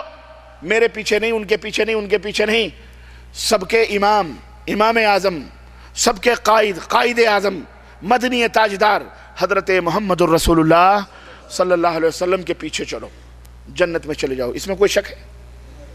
آپ کو کوئی انکار ہے؟ ہاں؟ انکار کرنے والا اپنا نصیبہ کو برباد کرے گا بھائی، اس کا مقدر برباد ہے جو انکار کرے. ہماری دعوت یہی ہے، غلط ہے. ہم کہتے ہیں ہماری مت مانو. ہم جو کہہ رہے ہیں میرے نبی کی بات قرآن سے، احادیث سے، صحیح احادیث سے. یہ بھی نہیں کہ للو پنچو چمن سبراتی والی روایتیں، نا نا نا نا نا نا. ہم ایسی روایتوں کو بھی روایات تک محدود رکھتے ہیں جو ضعیف ہیں، جو موضوع ہیں. ہم انہیں اپنے نبی کی احادیث کی طرف، احادیث سے جوڑنا بھی نہیں چاہتے. ہم ان کے اوپر بھی عمل کرنے کی دعوت نہیں دیتے آپ کو، بلکہ ان احادیث کو جو بالکل صحت مند ہیں، تندرست ہیں. اس پر بھی مولوی صاحب آپ کو پٹی پڑھاتے ہیں تو آپ ہاں، اب میں جواب بتا دے رہا ہوں، ورنہ آپ کہو گے ہاں یار ربانی صاحب نے ہمیں گھما دیا. یار صحیح، ہمارا مولوی بھی تو کہہ رہا ہے صحیح. کوئی کسی کا مولوی نہیں ہوتا، یاد رکھو. یہ دنیا کی ریت رواج ہے. مولوی آتا ہے تمہارے دال پہ نمک چھڑکنے کے لیے؟ کبھی میں آیا ہوں؟ تمہارا مولوی آتا ہے؟ مر جاؤ گے تو آئے گا، یا پیدا ہوتا ہے تو آتا ہے. وہ بھی 2-4 گز کپڑے لے کے جاتا ہے، 40 دن تک دروازے پہ بیٹھ کر 40واں کروا کے جاتا ہے. مولانا ٹھرے مار کے سوتی ہے، ٹفن جاتا ہے اس کے گھر میں. سود پہ بینکوں سے پیسے لے کر نیاز فاتحہ کرواتا ہے بیچارہ غریب. اور نانی کے آگے ننیحال کا تذکرہ نہ کیا جائے، بندے ناچیر ان سب مرحلوں سے گزر چکا ہے. اولاد قرضہ دیتی ہے بینکوں کا بیچاری، کما کما کے رکشے چلا کر کے، اور مولوی کھاتا ہے مرغ مسلم ٹرے مار کے. ابھی قبر میں سر اے سی بھی لگوانی ہے. واللہ بدرا خواب میں آئے تھے تمہارے ابا حضور بڑے گرمی میں ہیں، اندر اے سی لگوانی ہے. کتنے پیسے چاہیے؟ 30,000 35,000 40,000 کی اسپلٹ آتی ہے ہندوستان پاکستان میں، اسپلٹ لگواتا ہے. اندر اتنی گرمی ہے، مزار بنایا، درگاہ بنایا، وہاں بھی اے سی لگائی ہوئی ہے. اندر کی آگ کی بھٹیاں جل رہی ہیں، ہاں ٹھنڈی لگتی ہے. مولوی یہاں بھی تمہیں پٹی پڑھاتا ہے، کہتا ہے ضعیف حدیث. ضعیف کس کو کہتے ہیں؟ بڈھے کو کہتے ہیں، کمزور کہتے ہیں. لوگوں، تمہارے ماں باپ ضعیف ہو جائیں تو کیا ان کو تم نکال دو گے؟ تو یہ ربانی جو ضعیف کہہ رہا ہے، ضعیف پہ مت عمل کرو، ضعیف پہ مت عمل کرو، تو اپنے ماں باپ کو بھی نکال دو اپنے دروازوں سے، اپنے گھروں سے. تمہارے ماں باپ ضعیف ہو جائیں تو کیا ان کو نکال دو گے؟ تب تم کہو گے نہیں مولوی صاحب نہیں نکالیں گے. تب ایسے ہی ضعیف حدیثیں بھی ہیں.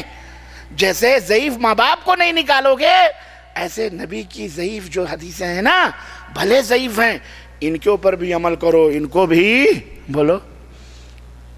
بات صحیح ہے کہ نہیں صحیح ہے؟ بولو. صحیح ہے، میں بھی کہہ رہا ہوں صحیح. سمجھ میں آ رہی ہے؟ میں آپ کو دونوں پڑھائی پڑھا رہا ہوں، سمجھ رہے ہیں؟ اس وقت میں وکالت کر رہا ہوں اپوزیشن کی بھی، حزب مخالف کی بھی، اور سامنے والے کی، تاکہ آپ کی سمجھ میں بات آوے. صحیح بات ہے، مثال اس نے بڑی شاندار دی ہے، لیکن اس مثال میں ایک کمی ہے.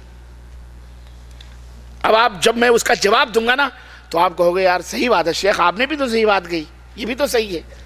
ہاں اصل میں دیکھو، باطل جھوٹ وہ کتنا آپ کی نظروں میں نا بہت پہاڑ بن کر کے آئے گا. ایسا لگے گا یار اس دیوار کو گرانا بہت مشکل ہے. لیکن اگر آپ کے پاس دلیل ہے نا، پھونک دو گے ریت کی طرح اڑ جائے گا. واللہ کوئی حیثیت نہیں اس کی ہے، کوئی حیثیت اس کی نہیں ہے. شرط یہ ہے کہ آپ کے پاس علم ہونا چاہیے. اور وہ علم کون سا علم؟ قال اللہ قال الرسول. اللہ نے جو فرمایا، رسول یہ سب سے بڑا علم ہے، اس سے بڑا علم کچھ ہو سکتا ہے؟ ہاں یہ سب سے بڑا علم۔ اس نے کہا ماں باپ ضعیف ہیں تو کیا ان کو تم نکال کے باہر کر دو گے؟ تو جب تم ماں باپ جو ضعیف ہیں انہیں نکال کے باہر نہیں کر سکتے تو نبی کی حدیث اتنی بیکار ہیں کہ تم نکال کے باہر کرو گے؟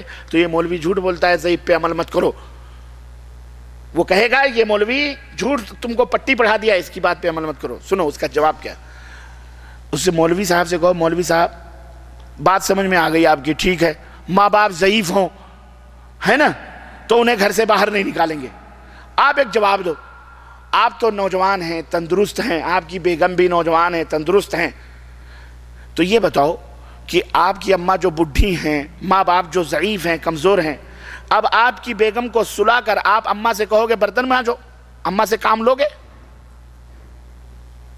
برتن مجاؤ گے؟ جھاڑو مرواؤ گے؟ ابا سے کدال پھاوڑے سڑک کھدواؤ گے؟ کھیت جتواؤ گے؟ بھینس چرواؤ گے؟ دودھ دہاؤ گے؟ ابا ضعیف ہیں، جب جوان تھے کمزور طاقتور تھے تو سب کرتے تھے، لیکن اب تم جوان ہو چکے ہو، اب تم مضبوط ہو، تمہاری بیگم مضبوط ہے، اگر وہ تمہاری بیگم ٹھرے مار کے سوئے بیچاری بڑھیا اٹھ کر کے جھاڑو برتن کرے کھانا پکائے، گاؤں والے لعنت بھیجیں گے کہ نہیں بھیجیں گے؟ کیوں؟ اس لیے کہ گھر میں توانا تندرست مضبوط صحت مند عورت اور مرد موجود ہیں، تو ضعیف لوگوں سے کام نہیں لیا جائے گا، ان سے کام نہیں سمجھے آپ، نہیں لیا جائے گا۔ جب صحیح حدیثیں موجود ہیں، نبی کی ٹناٹن پکی حدیثیں، بخاری مسلم ترمذی ابو داؤد نسائی سب کچھ صحت کے ساتھ محدثین نے پرکھ کر جانچ کر ہمارے سامنے کر دی ہیں کہ نبی کی یہ صحیح حدیثیں موجود ہیں اسی مسئلے میں، انہی احکام کے اندر، تو ان صحیح حدیثوں کو کام میں لیا جائے گا اور ضعیف حدیثوں کو سائیڈ میں کر دیا جائے گا، ان سے بھی کام۔ بولو بات میری بھی صحیح ہوئی کہ نہیں ہوئی؟ بولو 100% صحیح ہے؟ اور آیا اگر کہیں اس نے نہلے پہ دہلا، اس کے اوپر وہ نہیں بول سکتا، یہ میرا چیلنج ہے، جاؤ اس کے اوپر وہ شرمندہ ہو جائے گا، کہے گا ہاں یار اس کو کسی نے ضرور سمجھا دیا اچھی طرح سے۔ جواب دیکھیں، کہاں کی اینٹ کہاں کا توڑا، بھانمتی سے رشتہ جوڑا۔ ضعیف حدیثوں کو نکالا کس نے؟ ہم نے نہیں نکالا، الحمدللہ ہماری کتابوں میں موجود ہیں، ابو داؤد میں موجود ہیں، نسائی میں موجود ہیں، ابن ماجہ میں موجود ہیں، ترمذی میں موجود ہیں، دارمی میں موجود ہیں، بیہقی میں موجود، یہ سب ہماری کتابیں ہیں، اہل الحدیث کی کتابیں ہیں۔ جاؤ، میں چیلنج کرتا ہوں ہمارے ملکوں میں جو مذہب کے نام پر لوگ اپنے دھرم اپنا چلا رہے ہیں، دکانیں چلا رہے ہیں مولوی، ان سے پوچھو کہ تمہیں بھی توفیق ہوئی ہے حدیث کی کتابیں لکھنے کی؟ کوئی ہے تمہارے پاس حدیث کی کتابیں؟ تمہارے کسی مولوی نے لکھی ہے تو بتاؤ، قیامت آ سکتی ہے لیکن اس کا جواب نہیں دے سکتے ہیں۔ ان کے پاس نہ بخاری ہے، نہ مسلم ہے، نہ ترمذی ہے، نہ ابو داؤد ہے، نہ نسائی ہے، نہ یہ سب ہماری کتابیں ہم نے لکھی، ہمارے اماموں نے لکھی، محدثین نے لکھی، اہل الحدیث نے لکھی۔ آج اپنے مذہب بنا کر انہی سے نوک پلک سوار رہے اور انہی کے چاہنے والوں کو الٹا گالیاں دے رہے ہیں۔ سمجھ میں بات آ رہی کہ نہیں آ رہی؟ میرے عزیزوں، میرے دوستوں، عرض کرنے کا مطلب یہ ہے کہ جو اعمال ہیں، جیسا کہ میں نے بتلایا، دو طرح کے کرنے والے، ایک کچھ اعمال وہ ہیں جو قرآن و سنت کی صحیح روایتوں سے ثابت ہیں، اللہ اس کے رسول کو راضی کرنے کے لیے، اللہ اور اس کے رسول کے فرمودات ہیں ان اعمال پر، ظاہر ہے کہ وہ کرنے والے جنت میں جائیں گے۔ اور کچھ اعمال ہیں جن کے اوپر صحیح حدیثیں، اس کی کوئی دلیل نہیں، ادنا سا بھی تعلق قرآن و سنت سے نہیں ہے، اس کے کرنے والے جہنم میں جائیں گے، کیونکہ وہ بدعت ہیں اور وہ منکرات ہیں۔ واضح صاف دو ٹوک اسلام کا فیصلہ ہوتا ہے، اس کے اندر کوئی لاگ لپیٹ نہیں ہوتی۔ میرے عزیزوں، بدعت کن کاموں کو کہا جاتا ہے یا بدعت کس کو کہتے ہیں؟ بدعت کی تعریف بھی سنتے چلو۔ بدعت ان کاموں کو کہا جاتا ہے جو کام ثواب سمجھ کر ایجاد کیا جائے، گڑھا جائے، اور اس کام کا اس عمل کا تعلق نہ قرآن سے ہو نہ حدیث سے ہو۔ مثال کے طور پر رجب کے کنڈے، مثال کے طور پر رجب کا مہینہ ہے، اس کی مناسبت سے یہ رجب کا جو کنڈا بھرا جاتا ہے، آپ کو معلوم ہے؟ کس کو معلوم ہے رجب کا کنڈا بھرا جاتا ہے، کیسے بھرا جاتا ہے؟ ماشاءاللہ یہاں کسی کے گھر میں نہیں بھرا جاتا، یا کوئی نہیں جانتا؟ چلو مت بتاؤ، مجھے معلوم ہے، سوچتے ہوں گے کون جائے گا اپنی پول کھلوانے، میں ہی بتا دیتا ہوں۔ رجب کا کنڈا 22 رجب کو بھرا جاتا ہے، دوپہر ہی سے گھر ور لیپ پوت کر کے برابر کر دیے جاتے، میری اماں بھرا کرتی تھی، مجھے معلوم ہے، اور پوریاں بنتی ہیں اور میٹھی چیزیں بنتی ہیں، وہ لکیر کھینچ دیتی تھی اماں کہ ہم لوگ چھوٹے چھوٹے تھے، اندر نہیں آنا بیٹا، میاں میاں ہوگا، یہ میاں میاں ہوگا، میاں میاں ہوگا مطلب یعنی میاں صاحب آ کے فاتحہ ہوتے تھے، اللہ اللہ ہو گئے، تو ایک پوڑی بھی نصیب نہیں ہوتی تھی کھانے کے لیے، اور کچے مٹی کے برتن ہوتے تھے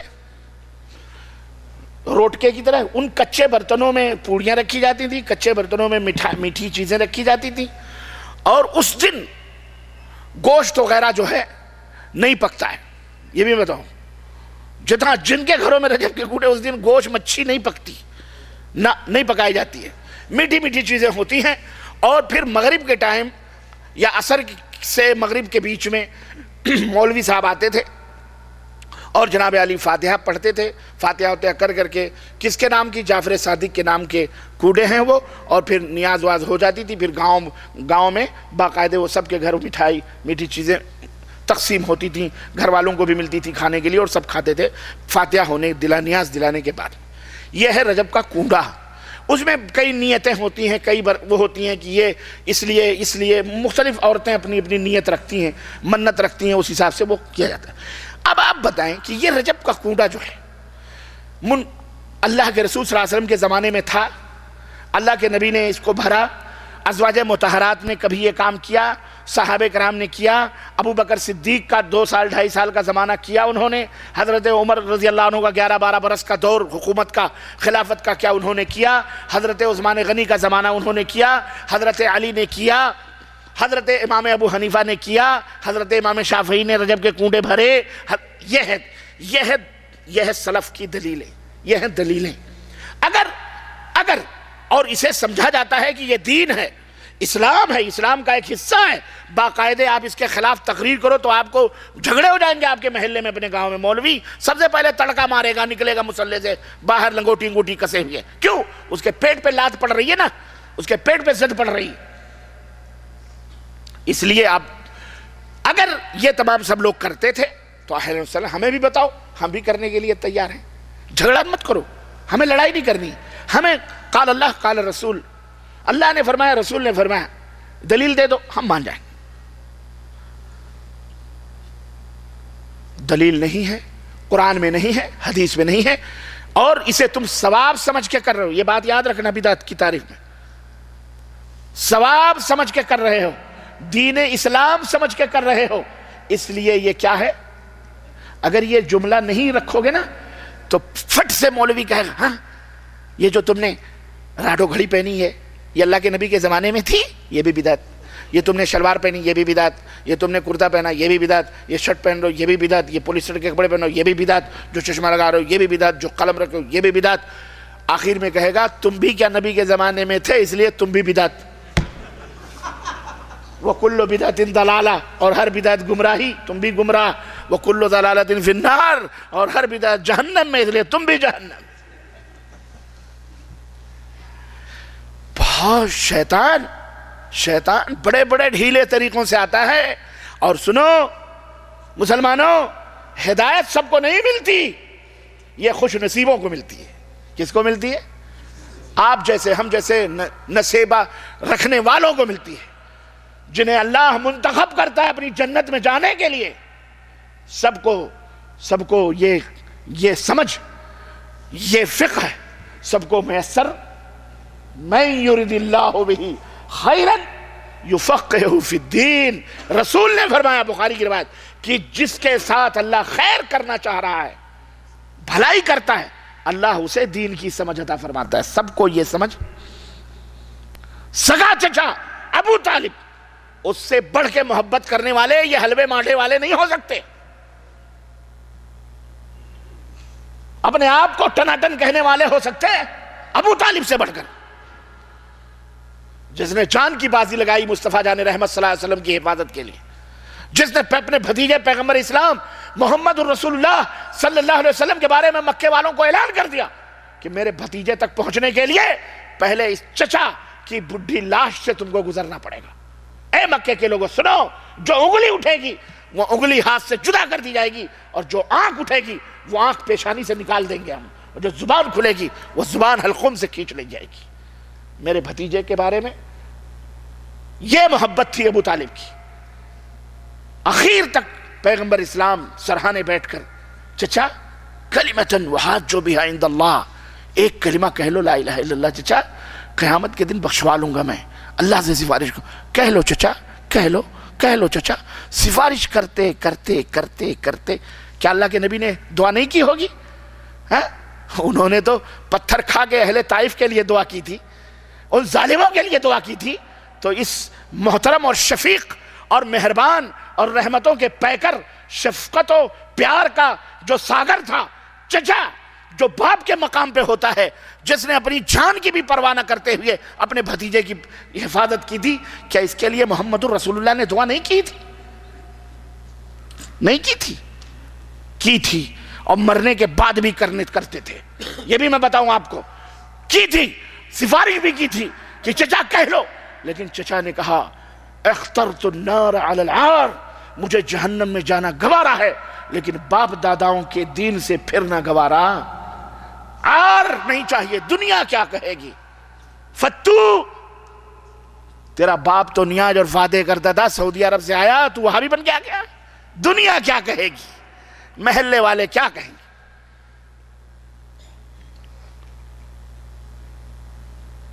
ابھی تھوڑی دیر پہلے ہمارے ایک بھائی سے ملاقات ہو گئی، تازہ نیوز میں آپ کو بتاؤں، میں سمجھتا ہوں ہندوستان پاکستان کے ہر شاعر اور ہر نظم پڑھنے والے، مولوی ہوں، عام ہوں، جاہل ہوں، کوئی بھی ہوں، انٹرنیشنل پیمانے کا شاعر، نعتیہ شاعر، جو میں سمجھتا ہوں کہ اس صدی کا نعتیہ شاعر سب سے بڑا ہے، مشہور شخصیت اجمل سلطان پوری کا نام آپ نے سنا ہے؟ سنا ہے؟ ضرور سنا ہو۔ اجمل سلطان پوری سنا ہے کہ نہیں سنا آپ نے؟ مشاعرے بھی پڑھتے ہیں، بھارت ہندوستان کے اوپر ان کی نظم بھی ہے۔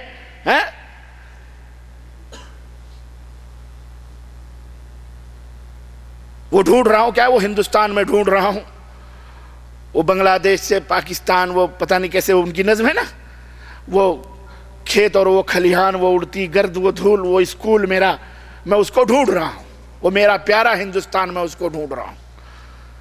اور وہ تاج محل پہ ان کی بڑی بھاری بڑی اچھی غزل۔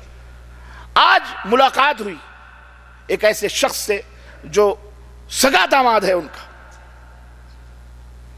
اور پھپھے اور بھتیجا بھی ہے، اللہ نے اسے ہدایت دے دی، اور وہ اسی آپ کے احزاب الحفوظ میں اللہ کے فضل سے قرآن و سنت کا پیروکار ہے، ایک ساتھ رہتے ہیں۔ باپ تعجب ہے یہ کہ نہیں بات، یہ کتنی بڑی بات ہے، سب کو ہدایت نہیں ملتی، اللہ جسے چاہتا ہے اس کو ہدایت ملتی، نصیبہ ور کو ملتی۔ اجمل سلطان پوری اتنے بڑے عاشق رسول اور بننے والے اور اتنے بڑے شاعر، انٹرنیشنل پیمانے کے شاعر، دنیا ان کو جانتی ہے، مشاعروں کے حوالوں سے سنتی ہے، جلسوں میں، جلوسوں میں۔ میں بھی بندے ناچیز بھی کسی زمانے میں، جب جاہلیت کے زمانے میں تھا، بدعتی مشرک، تو ان کی بھی نظم بڑے شوق سے پڑھتا تھا میں۔ زیر سایہ گنبد شام کا سویرا ہے، بس، اور سنہری جالی سے، پورا کرو، اور سنہری جالی سے رونما سویرا ہے، قبر میں فرشتوں سے مصطفیٰ نے فرمایا، قبر میں فرشتوں سے مصطفیٰ نے فرمایا جاؤ اس کو سونے دو، یہ غلام میرا ہے۔ منکر نکیر آئیں گے تو پوچھیں گے نہیں، اللہ کے نبی آگے کہیں گے چل چل چل یہ تو میرا غلام ہے، سو رہا ہے۔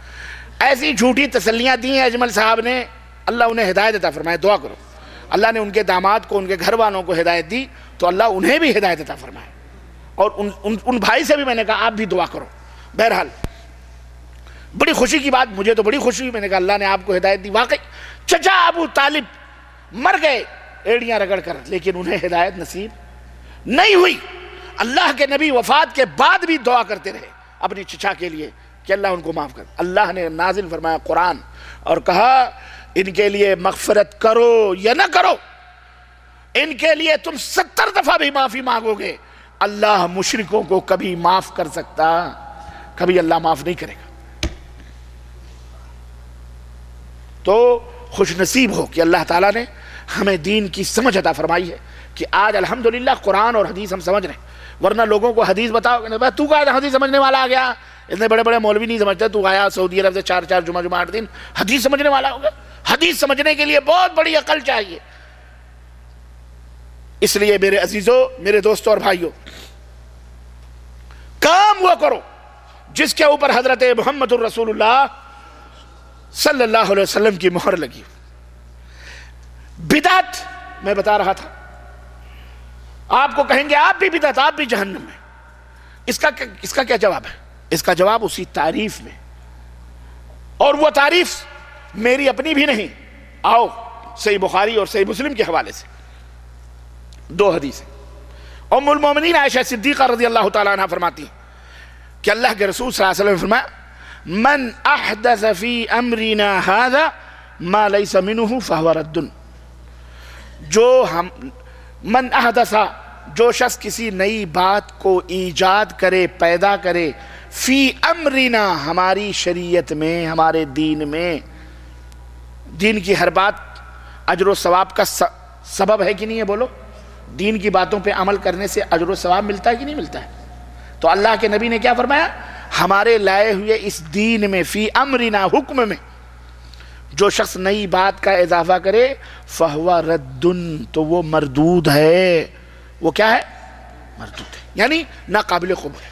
صحیح مسلم کے اندر اللہ کے رسول صلی اللہ علیہ وسلم نے فرمایا من عمل عملا لیس علیہ امرنا، جس نے کوئی عمل کیا، ایسا عمل جس کے اوپر ہماری مہر نہیں ہے، میرا حکم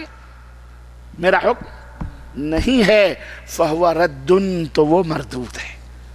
کلیئر ہو گئی نا؟ بدعت کی تعریف کلیئر ہو گئی. کیا؟ کوئی ایسا عمل ایجاد کرنا جس کے اوپر نبی کی مہر نہ ہو اور اسے ثواب سمجھ کر کے، دین سمجھ کر کے کرنا، یہ کیا ہے؟ بدعت. اب اس مولوی سے کہو مولوی صاحب ہم نے جو یہ گھڑی پہنی ہے، معاف کرنا آپ کی نظر لگ گئی ہوگی، یہ لے ہی لو تم، اس کا مقدر خراب، یہ میں نے ثواب کی نیت سے نہیں پہنا ہوا. آپ نے ثواب اجر کی نیت سے گھڑی پہنی.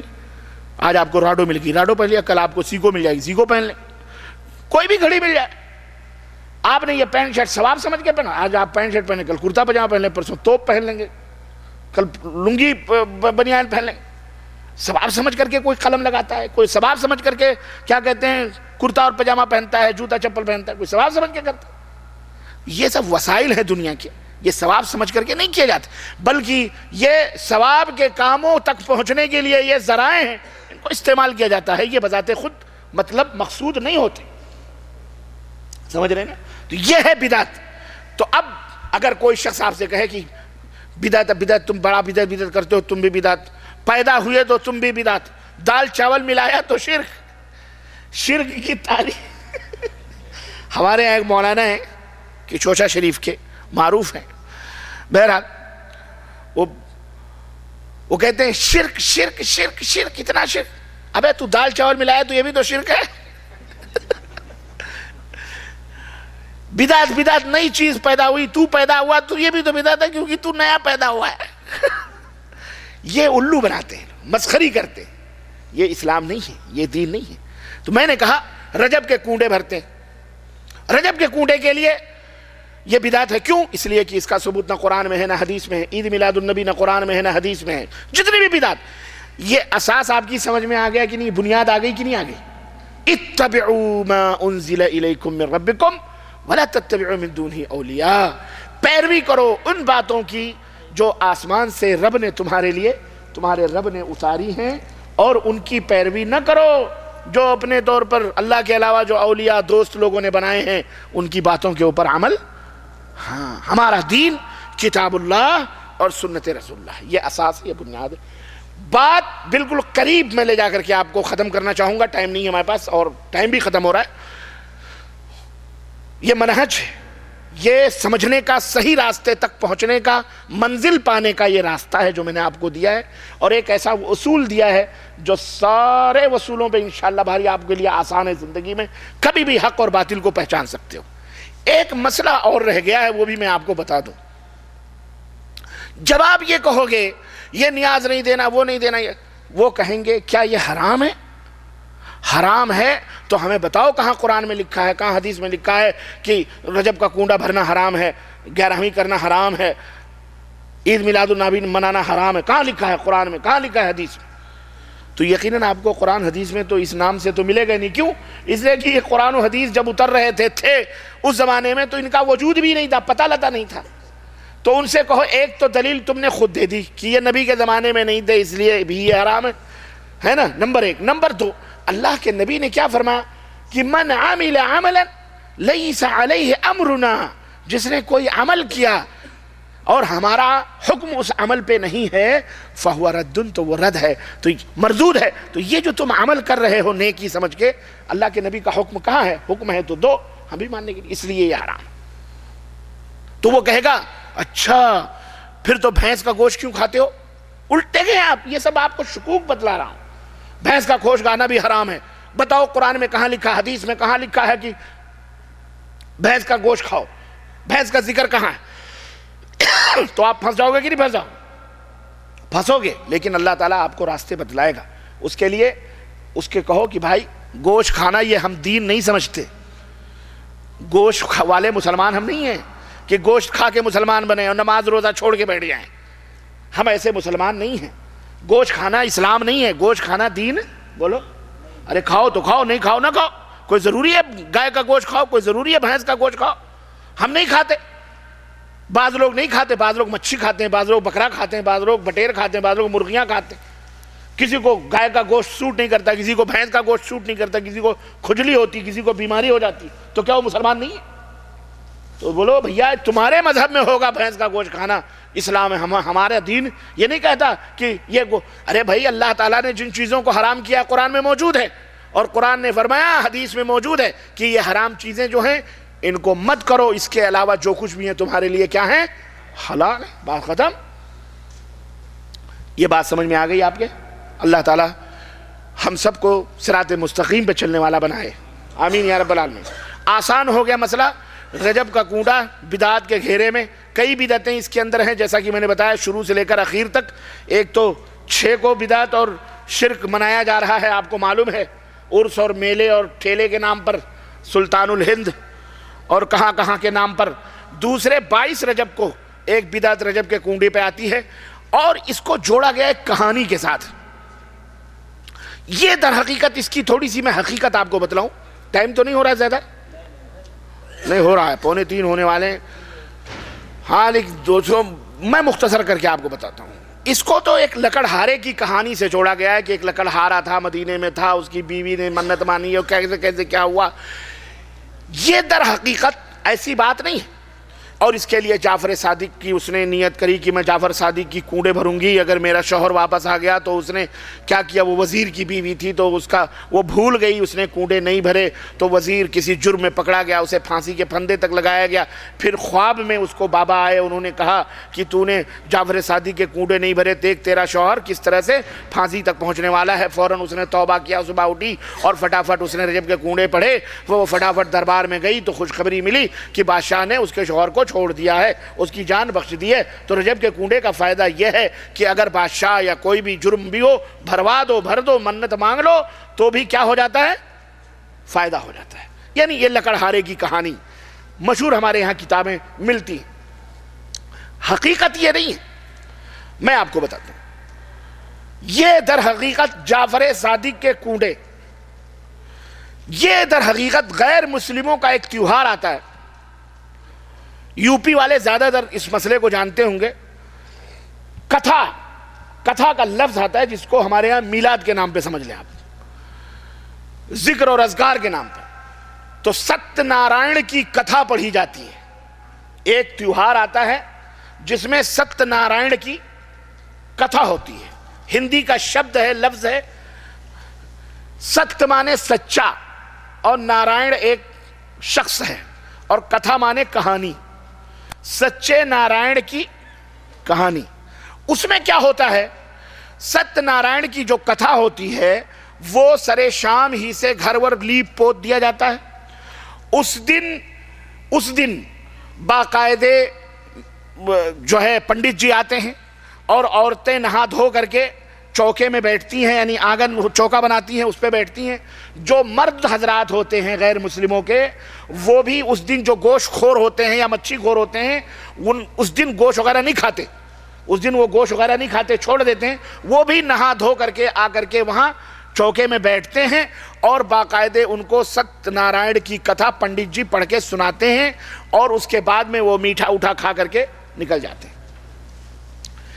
یہی ستیہ نارائن کی کتھا، یہی جعفر صادق، جعفر نام ہے، صادق مانے سچا، صادق مانے ستیہ نارائن، جعفر صادق، اسی کا اردو میں ترجمہ، صادق مانے سچا۔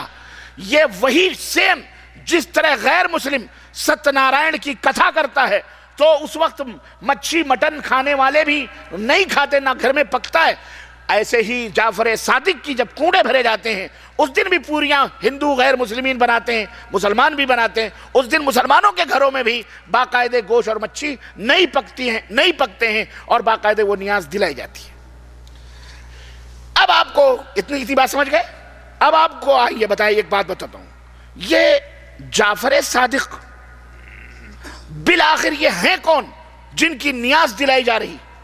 یہ میں آپ کو بال کی کھال نکال رہا ہوں تاکہ حقیقت سمجھو، اور جاؤ دنیا کے کسی بھی کونے میں، یہ معراج ربانی کا چیلنج یاد رکھنا، کوئی مائی کا لال اسے جھوٹا قرار دے سکتا؟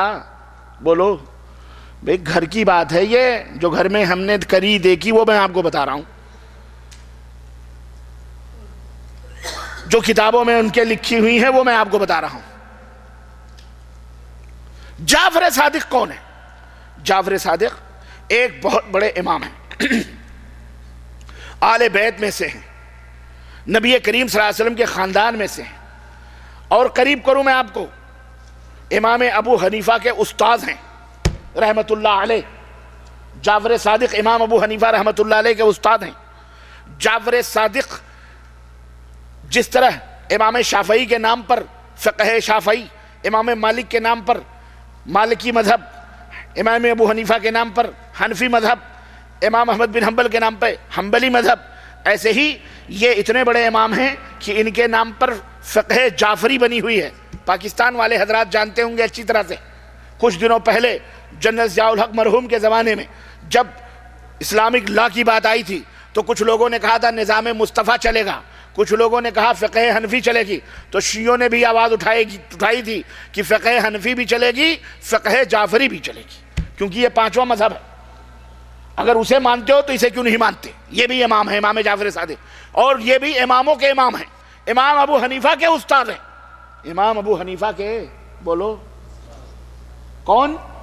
امام جعفر صادق۔ اب سوال یہ پیدا ہوتا ہے، اور قریب کروں میں آپ کو، جاؤ تاریخ کے پنے اٹھا کے دیکھو، امام جعفر صادق کا 22 رجب سے کیا تعلق ہے؟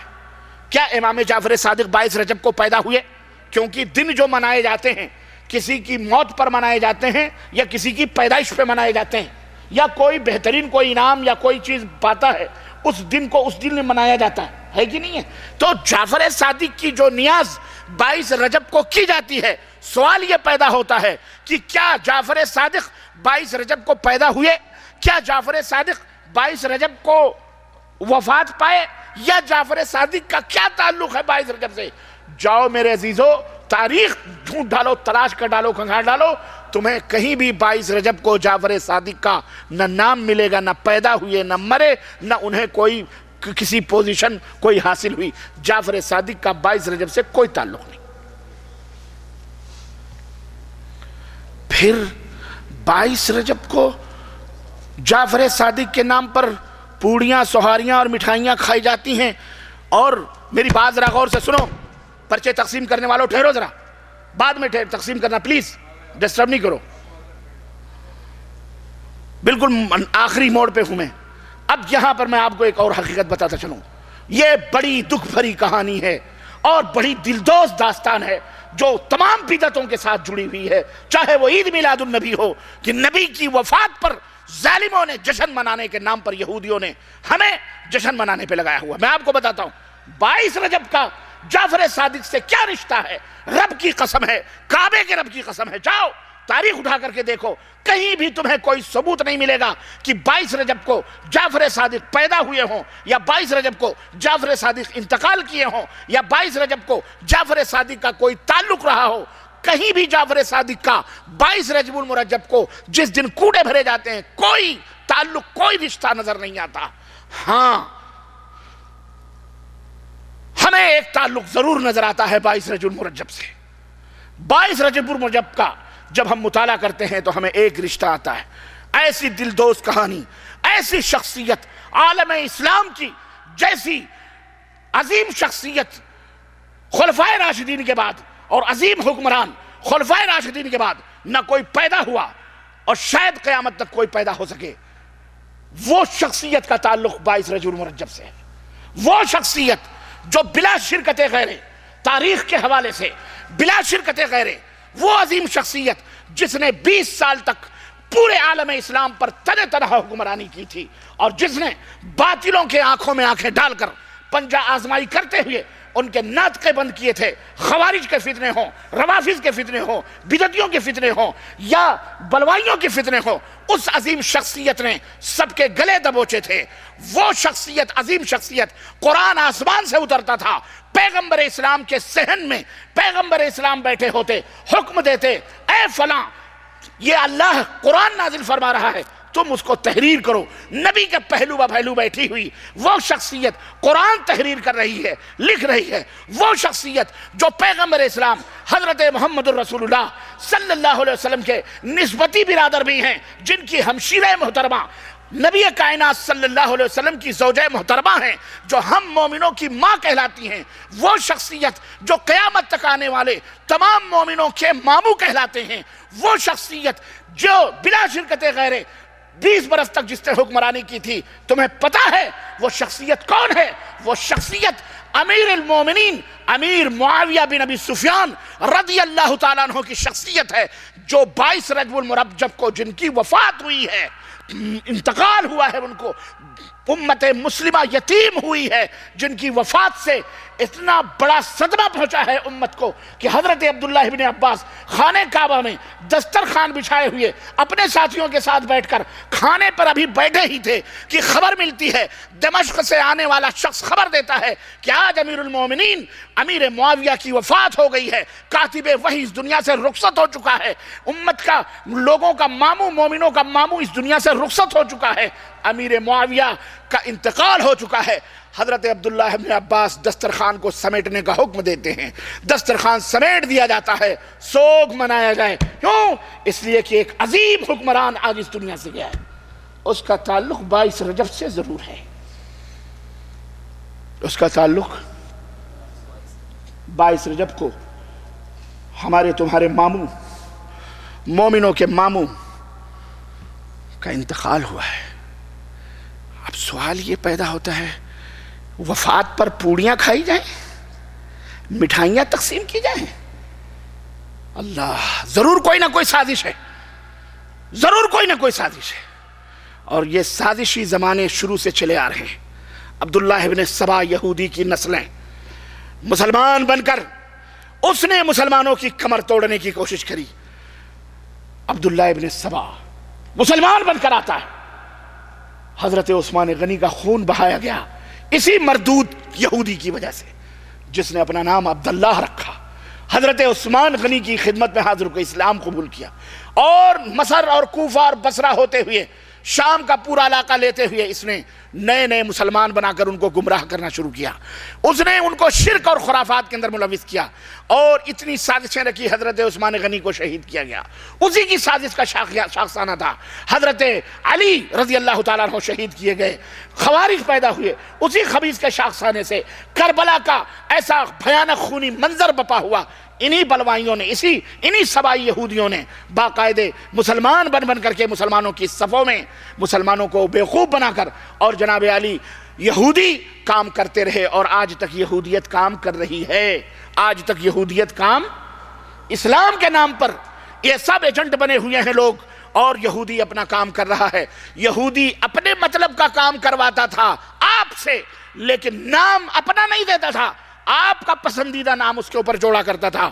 جعفر صادق یہ رافضی شیعوں نے ایجاد کری اس رجب کے کوڑے کو اور نام دیا امام جعفر صادق کا. نام دیا کس کا؟ 22 رجب کو. جعفر صادق کا کوئی تعلق نہیں, لیکن نہیں, رافضی شیعوں کو جو یہودیوں کے ایجنٹ ہیں, جو یہودیوں کی پیداوار ہیں, انہوں نے دیکھا کہ ہمیں خوشی منانی ہے. خوشی منانی ہے کیوں؟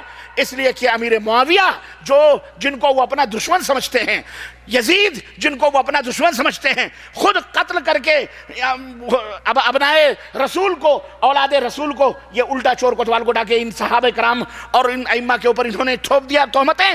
انہوں نے سوچا امیر معاویہ سے بدلہ لینے کا سب سے بہترین موقع ملا ہے, کسی کو نہیں معلوم.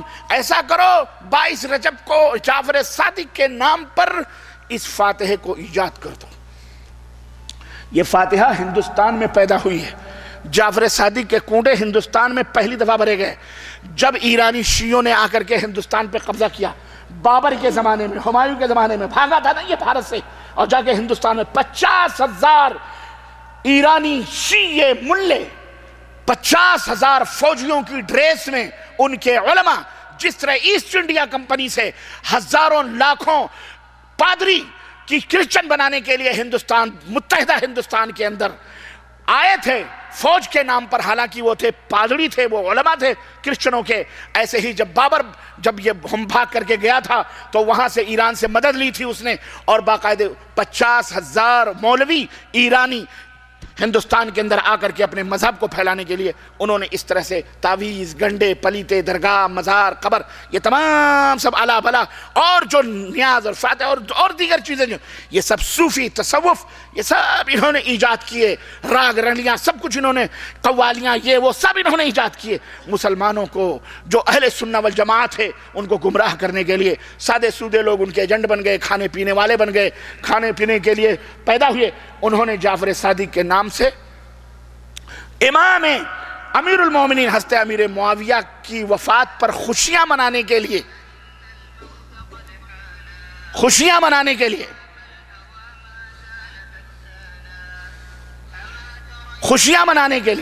کس کے؟ امام امیر المومنین حضرت امیر معاویہ کی موت پر خوشیاں منانے کے لیے پوریاں اور مٹھائیاں کھلائی گئیں, اور وہ خود کھاتے عام مسلمانوں کو بھی اس میں لپیٹ میں لے لیا. ہندوستان میں یہ فاتحہ چل پڑی. اب سوال ایک اور پیدا ہوتا ہے کہ جب ان کو یہ کام کرنا ہی تھا تو کسی اور شیعہ امام کا نام پیش کر دیتے. امام جعفر صادقی کا نام کیوں پیش کیا گیا؟ 12 امام ہیں نا, شیعوں کے 12 امام ہیں, ان 12 اماموں میں سے کسی کا نام پیش کر دیتے.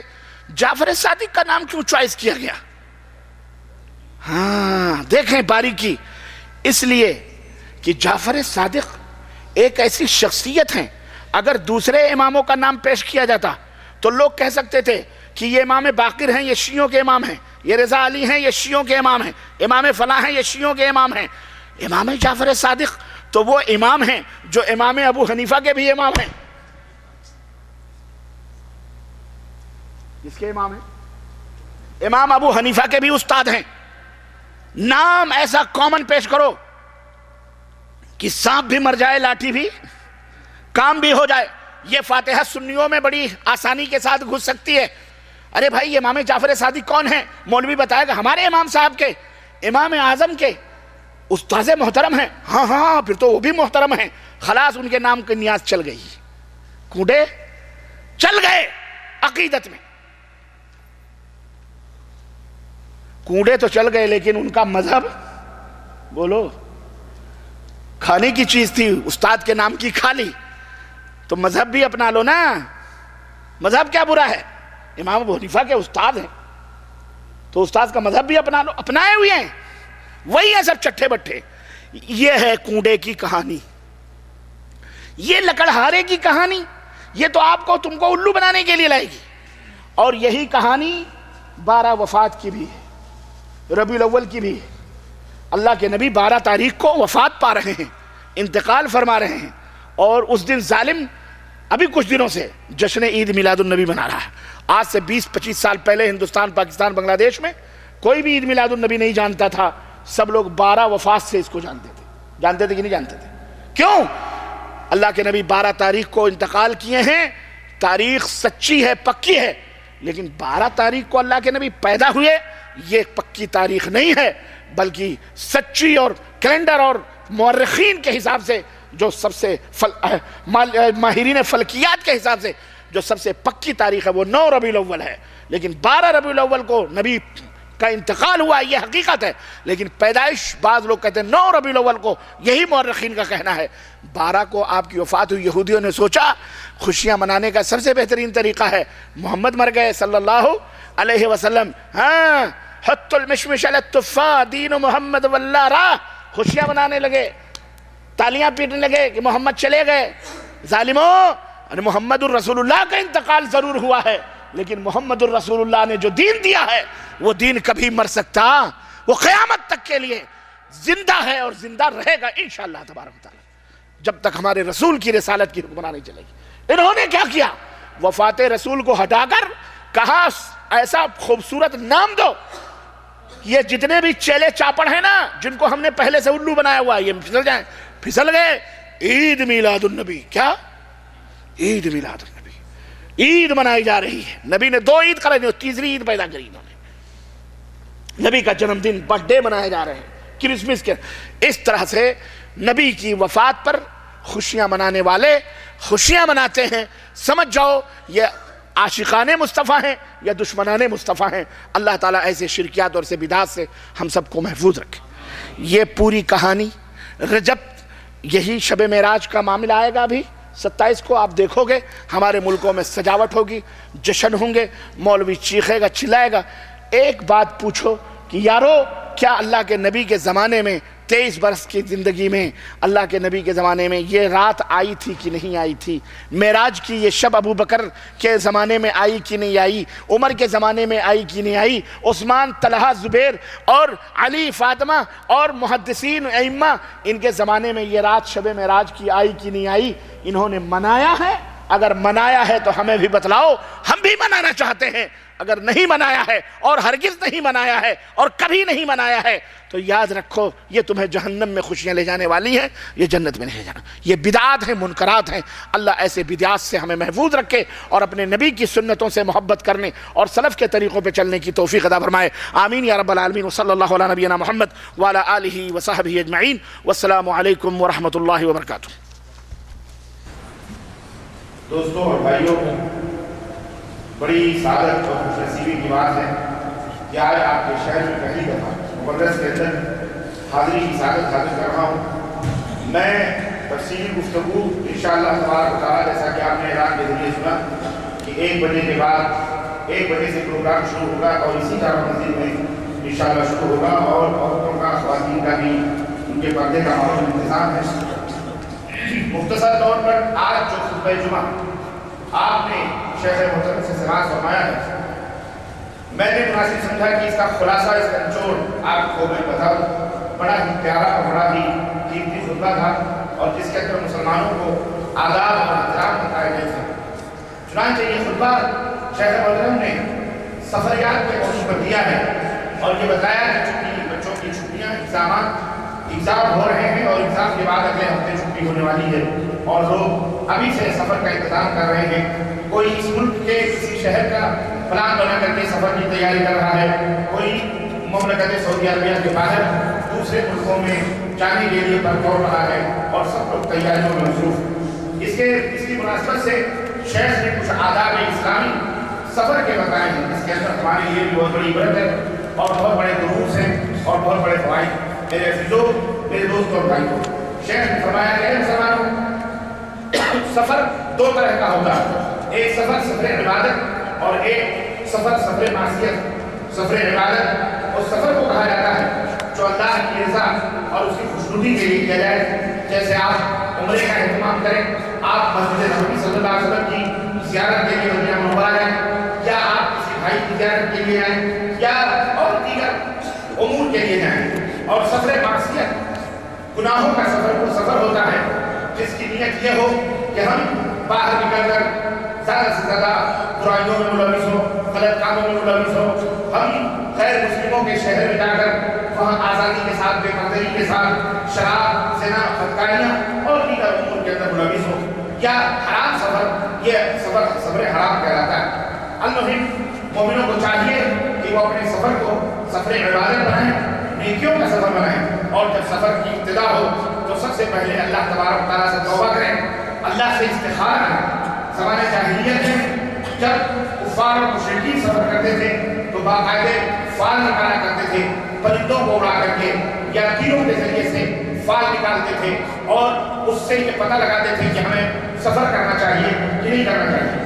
لیکن جب اسلام آیا, ہمارے اولاد کے آخری نبی حضرت محمد رسول اللہ صلی اللہ علیہ وسلم تشریف لائے, تو آپ نے طریقہ استخارہ کو تبدیل کیا اور آپ نے نماز کا حکم دیا کہ جب آدمی سفر کرے تو سفر کرنے سے پہلے 2 رکعت نماز ادا کرے اور دعائے استخارہ کر پڑھے, اللہ تبارک تعالیٰ سے خیر طلب کرے, اس کے بعد اللہ تبارک تعالیٰ سے توفیق دے تو وہ سفر کے اندر نکلے. سفر میں نکلنے سے پہلے ضروری ہے کہ آدمی قرض داروں کے مقروض ہے تو قرض داروں کے قرضوں کو ادا کرے. اگر نہیں ادا کر سکتا تو وصیت لکھ کر کے جائے کہ میرے اوپر فلاں فلاں کے قرضے ہیں اور فلاں فلاں کو یہ دینا ہے, فلاں فلاں سے یہ لینا ہے. اپنے آل اولاد کو امر بالمعروف, بھلائیوں کا حکم دے اور برائیوں سے روکے, اور تقویٰ اور پرہیزگاری کی وصیت کرے, اور اس کے بعد میں جو ہے اپنے سفر پہ نکلے, اور جب سواری کے اوپر سوار ہو تو دعائے سفر پڑھے, جیسا کہ اللہ کے رسول صلی اللہ علیہ وسلم نے ارشاد فرمایا ہے کہ اللہم انا نسألک فی سفرنا ھذا البر والتقوى ومن العمل ما ترضى الی آخری, آخر تک یہ دعائے سفر پڑھے اور اس کے بعد میں سفر کا آغاز کرے. اور جہاں کہیں بھی وہ اترے, جہاں کہیں بھی بلند ہو, سر راستے میں اونچائی ہو نچائی ہو, اللہ رب العزت کا ذکر کرے, سبحان اللہ, الحمدللہ, اللہ رب العزت کی تسبیحات سفر کے اندر زیادہ سے زیادہ کرے. اور اگر اپنے اہل و عیال کے ساتھ وہ سفر کر رہا ہے تو بیٹھنے کے لیے کسی پارک میں یا کسی جگہوں پہ جب جائے تو اس کے لیے ضروری ہے کہ وہ ایسے مقامات کا انتخاب کرے جہاں اس کے بال بچے آرام کے ساتھ کھل کر کے کھیل کود کر سکتے ہیں. ایسی جگہوں پہ نہ بیٹھے کہ جہاں ہر گزرنے والا ان کے باپردہ عورتوں کو, ان کے بچوں کو دیکھے, یا کسی روڈ کے کنارے یا کسی سڑک کے کنارے میں بیٹھے, یا ایسی الگ جا کر کے کسی گوشے میں بیٹھے کہ جہاں ان کے بال بچے آرام اور سکون کے ساتھ جو ہے کھیل کود نہیں سکتے. اس لیے نہ ہی غفلت کرے اس معاملے میں, کبھی کرے اور نہ بیشی کرے, بلکہ نہایت ادب و احترام کے ساتھ جو ہے وہاں رہے, اور اپنا اللہ تبارک و تعالیٰ نے جو کچھ بھی نعمتیں اس دنیا کے اندر دی ہیں ان کو حلال طریقے سے فائدہ اٹھائے. سفر کے آداب میں سے ایک ادب شیخ محترم نے یہ بھی بتایا کہ وہ جو ہے برائیوں کے مقامات سے دور رہے. ایسے بازار جہاں لوگ اوپن طریقے سے کھلے عام بے پردہ گھومتے پھرتے ہیں, ایسے بازاروں میں نہ جائے, ایسی جگہوں پہ نہ جائے جہاں پہ برائیاں ہیں اور جہاں پہ لوگ جو ہے اللہ رب العزت کے ذکر سے غافل ہیں, نہیں بلکہ ایسے مقامات سے وہ دور رہے. اسی طرح سے شیخ نے یہ بھی فرمایا کہ سفر کے اندر بہت سارے لوگ گاڑیوں سے سفر کرتے ہیں تو گانے بجانے اور دیگر مقامات پر, جیسے کہیں ڈرامہ ہو رہا ہے, کہیں میلہ لگا ہوا ہے, کہیں کچھ لگا ہوا ہے, وہاں اپنے بچوں کے ساتھ جاتے ہیں. نہیں, ایسی جگہوں سے بھی دور رہنا چاہیے کیونکہ وہ مسئول ہیں اور وہ ذمہ دار ہیں اپنے اولاد کے اور اپنے بھی بچوں کے, اور ان کو ان تمام برائیوں سے ان کو بچانا چاہیے. غرض اس طرح سے شیخ مطلب نے چھٹیوں سے فائدہ اٹھانے, اللہ کی نعمتوں سے استفادہ کرنے, اللہ تبارک و تعالیٰ کے جو علامات اور جو نشانیاں ان تمام سب کو دیکھنے کے لیے اور ان سے عبرت اور درس حاصل کرنے کے لیے, جیسا کہ اللہ تبارک و تعالیٰ نے قرآن میں حکم دیا ہے, اسی مشکلات کی فنظروا کیف کان عاقبۃ المکذبین, اے لوگوں زمین کے اندر سفر کرو, دیکھو کہ اللہ تعالیٰ نے جھوٹوں کا کیا رکھا ہے. وہ لوگ جو معصیت میں تھے, وہ لوگ جو برائیوں میں تھے, وہ لوگ جو اللہ کے نافرمان تھے, وہ لوگ جو اسلام سے دور رہے وہ دور تھے, وہ لوگ جو اپنے نبیوں کی تعلیمات سے منحرف تھے اور نبیوں کا مذاق اڑاتے تھے, اللہ تعالیٰ نے ان کا کیا حشر کیا ہے, دیکھو جا کر کے اور اس سے عبرت اور درس حاصل کرو. اور اس طرح سے شیخ نے بہت ساری چیزیں اس اپنے خطبے کے اندر نصیحت کے طور پر ہم کو بتلائی ہیں. بہرحال انہوں نے جو کچھ بھی کہا ہے قرآن و سنت کی روشنی میں اللہ عز و جل سے دعا کریں کہ اللہ تبارک و تعالیٰ ہمیں اور آپ کو عمل کرنے کی توفیق عطا فرمائے اور بارے یہاں ہم سب کے اوپر اپنا رحم فرمائے اور اللہ تعالیٰ ہمیں اللہ کی باتوں کو اور دین کی باتوں کو سوچنے سمجھنے اور اس کے مطابق زندگی گزارنے کی توفیق عطا فرمائے. وأقول قولي هذا واستغفر الله لي ولكم وما علينا إلا البلاغ والسلام عليكم ورحمة الله وبركاته. إن شاء الله تبارك وتعالى تفصيلي خطاب ایک بجے کے بعد اسی تعامل شروع ہوگا. آپ حضرات تشریف لائیں. ماہ رجب کے تعلق سے کیا احکام ہیں اور کیا قرآن و سنت کے قواعد ہیں ان کی تفصیلات اور ان کی تشریحات آپ کو رکھی جائیں گی. اللہ تعالیٰ ہم سب کو نیک عمل کرنے کی توفیق عطا فرمائے. آمین یا رب العالمین. والسلام علیکم ورحمۃ اللہ وبرکاتہ. يعني بفضيلتك مناسبة يعني قدومك لنا في المحاضرة وخطب الجمعة والدرس اليوم.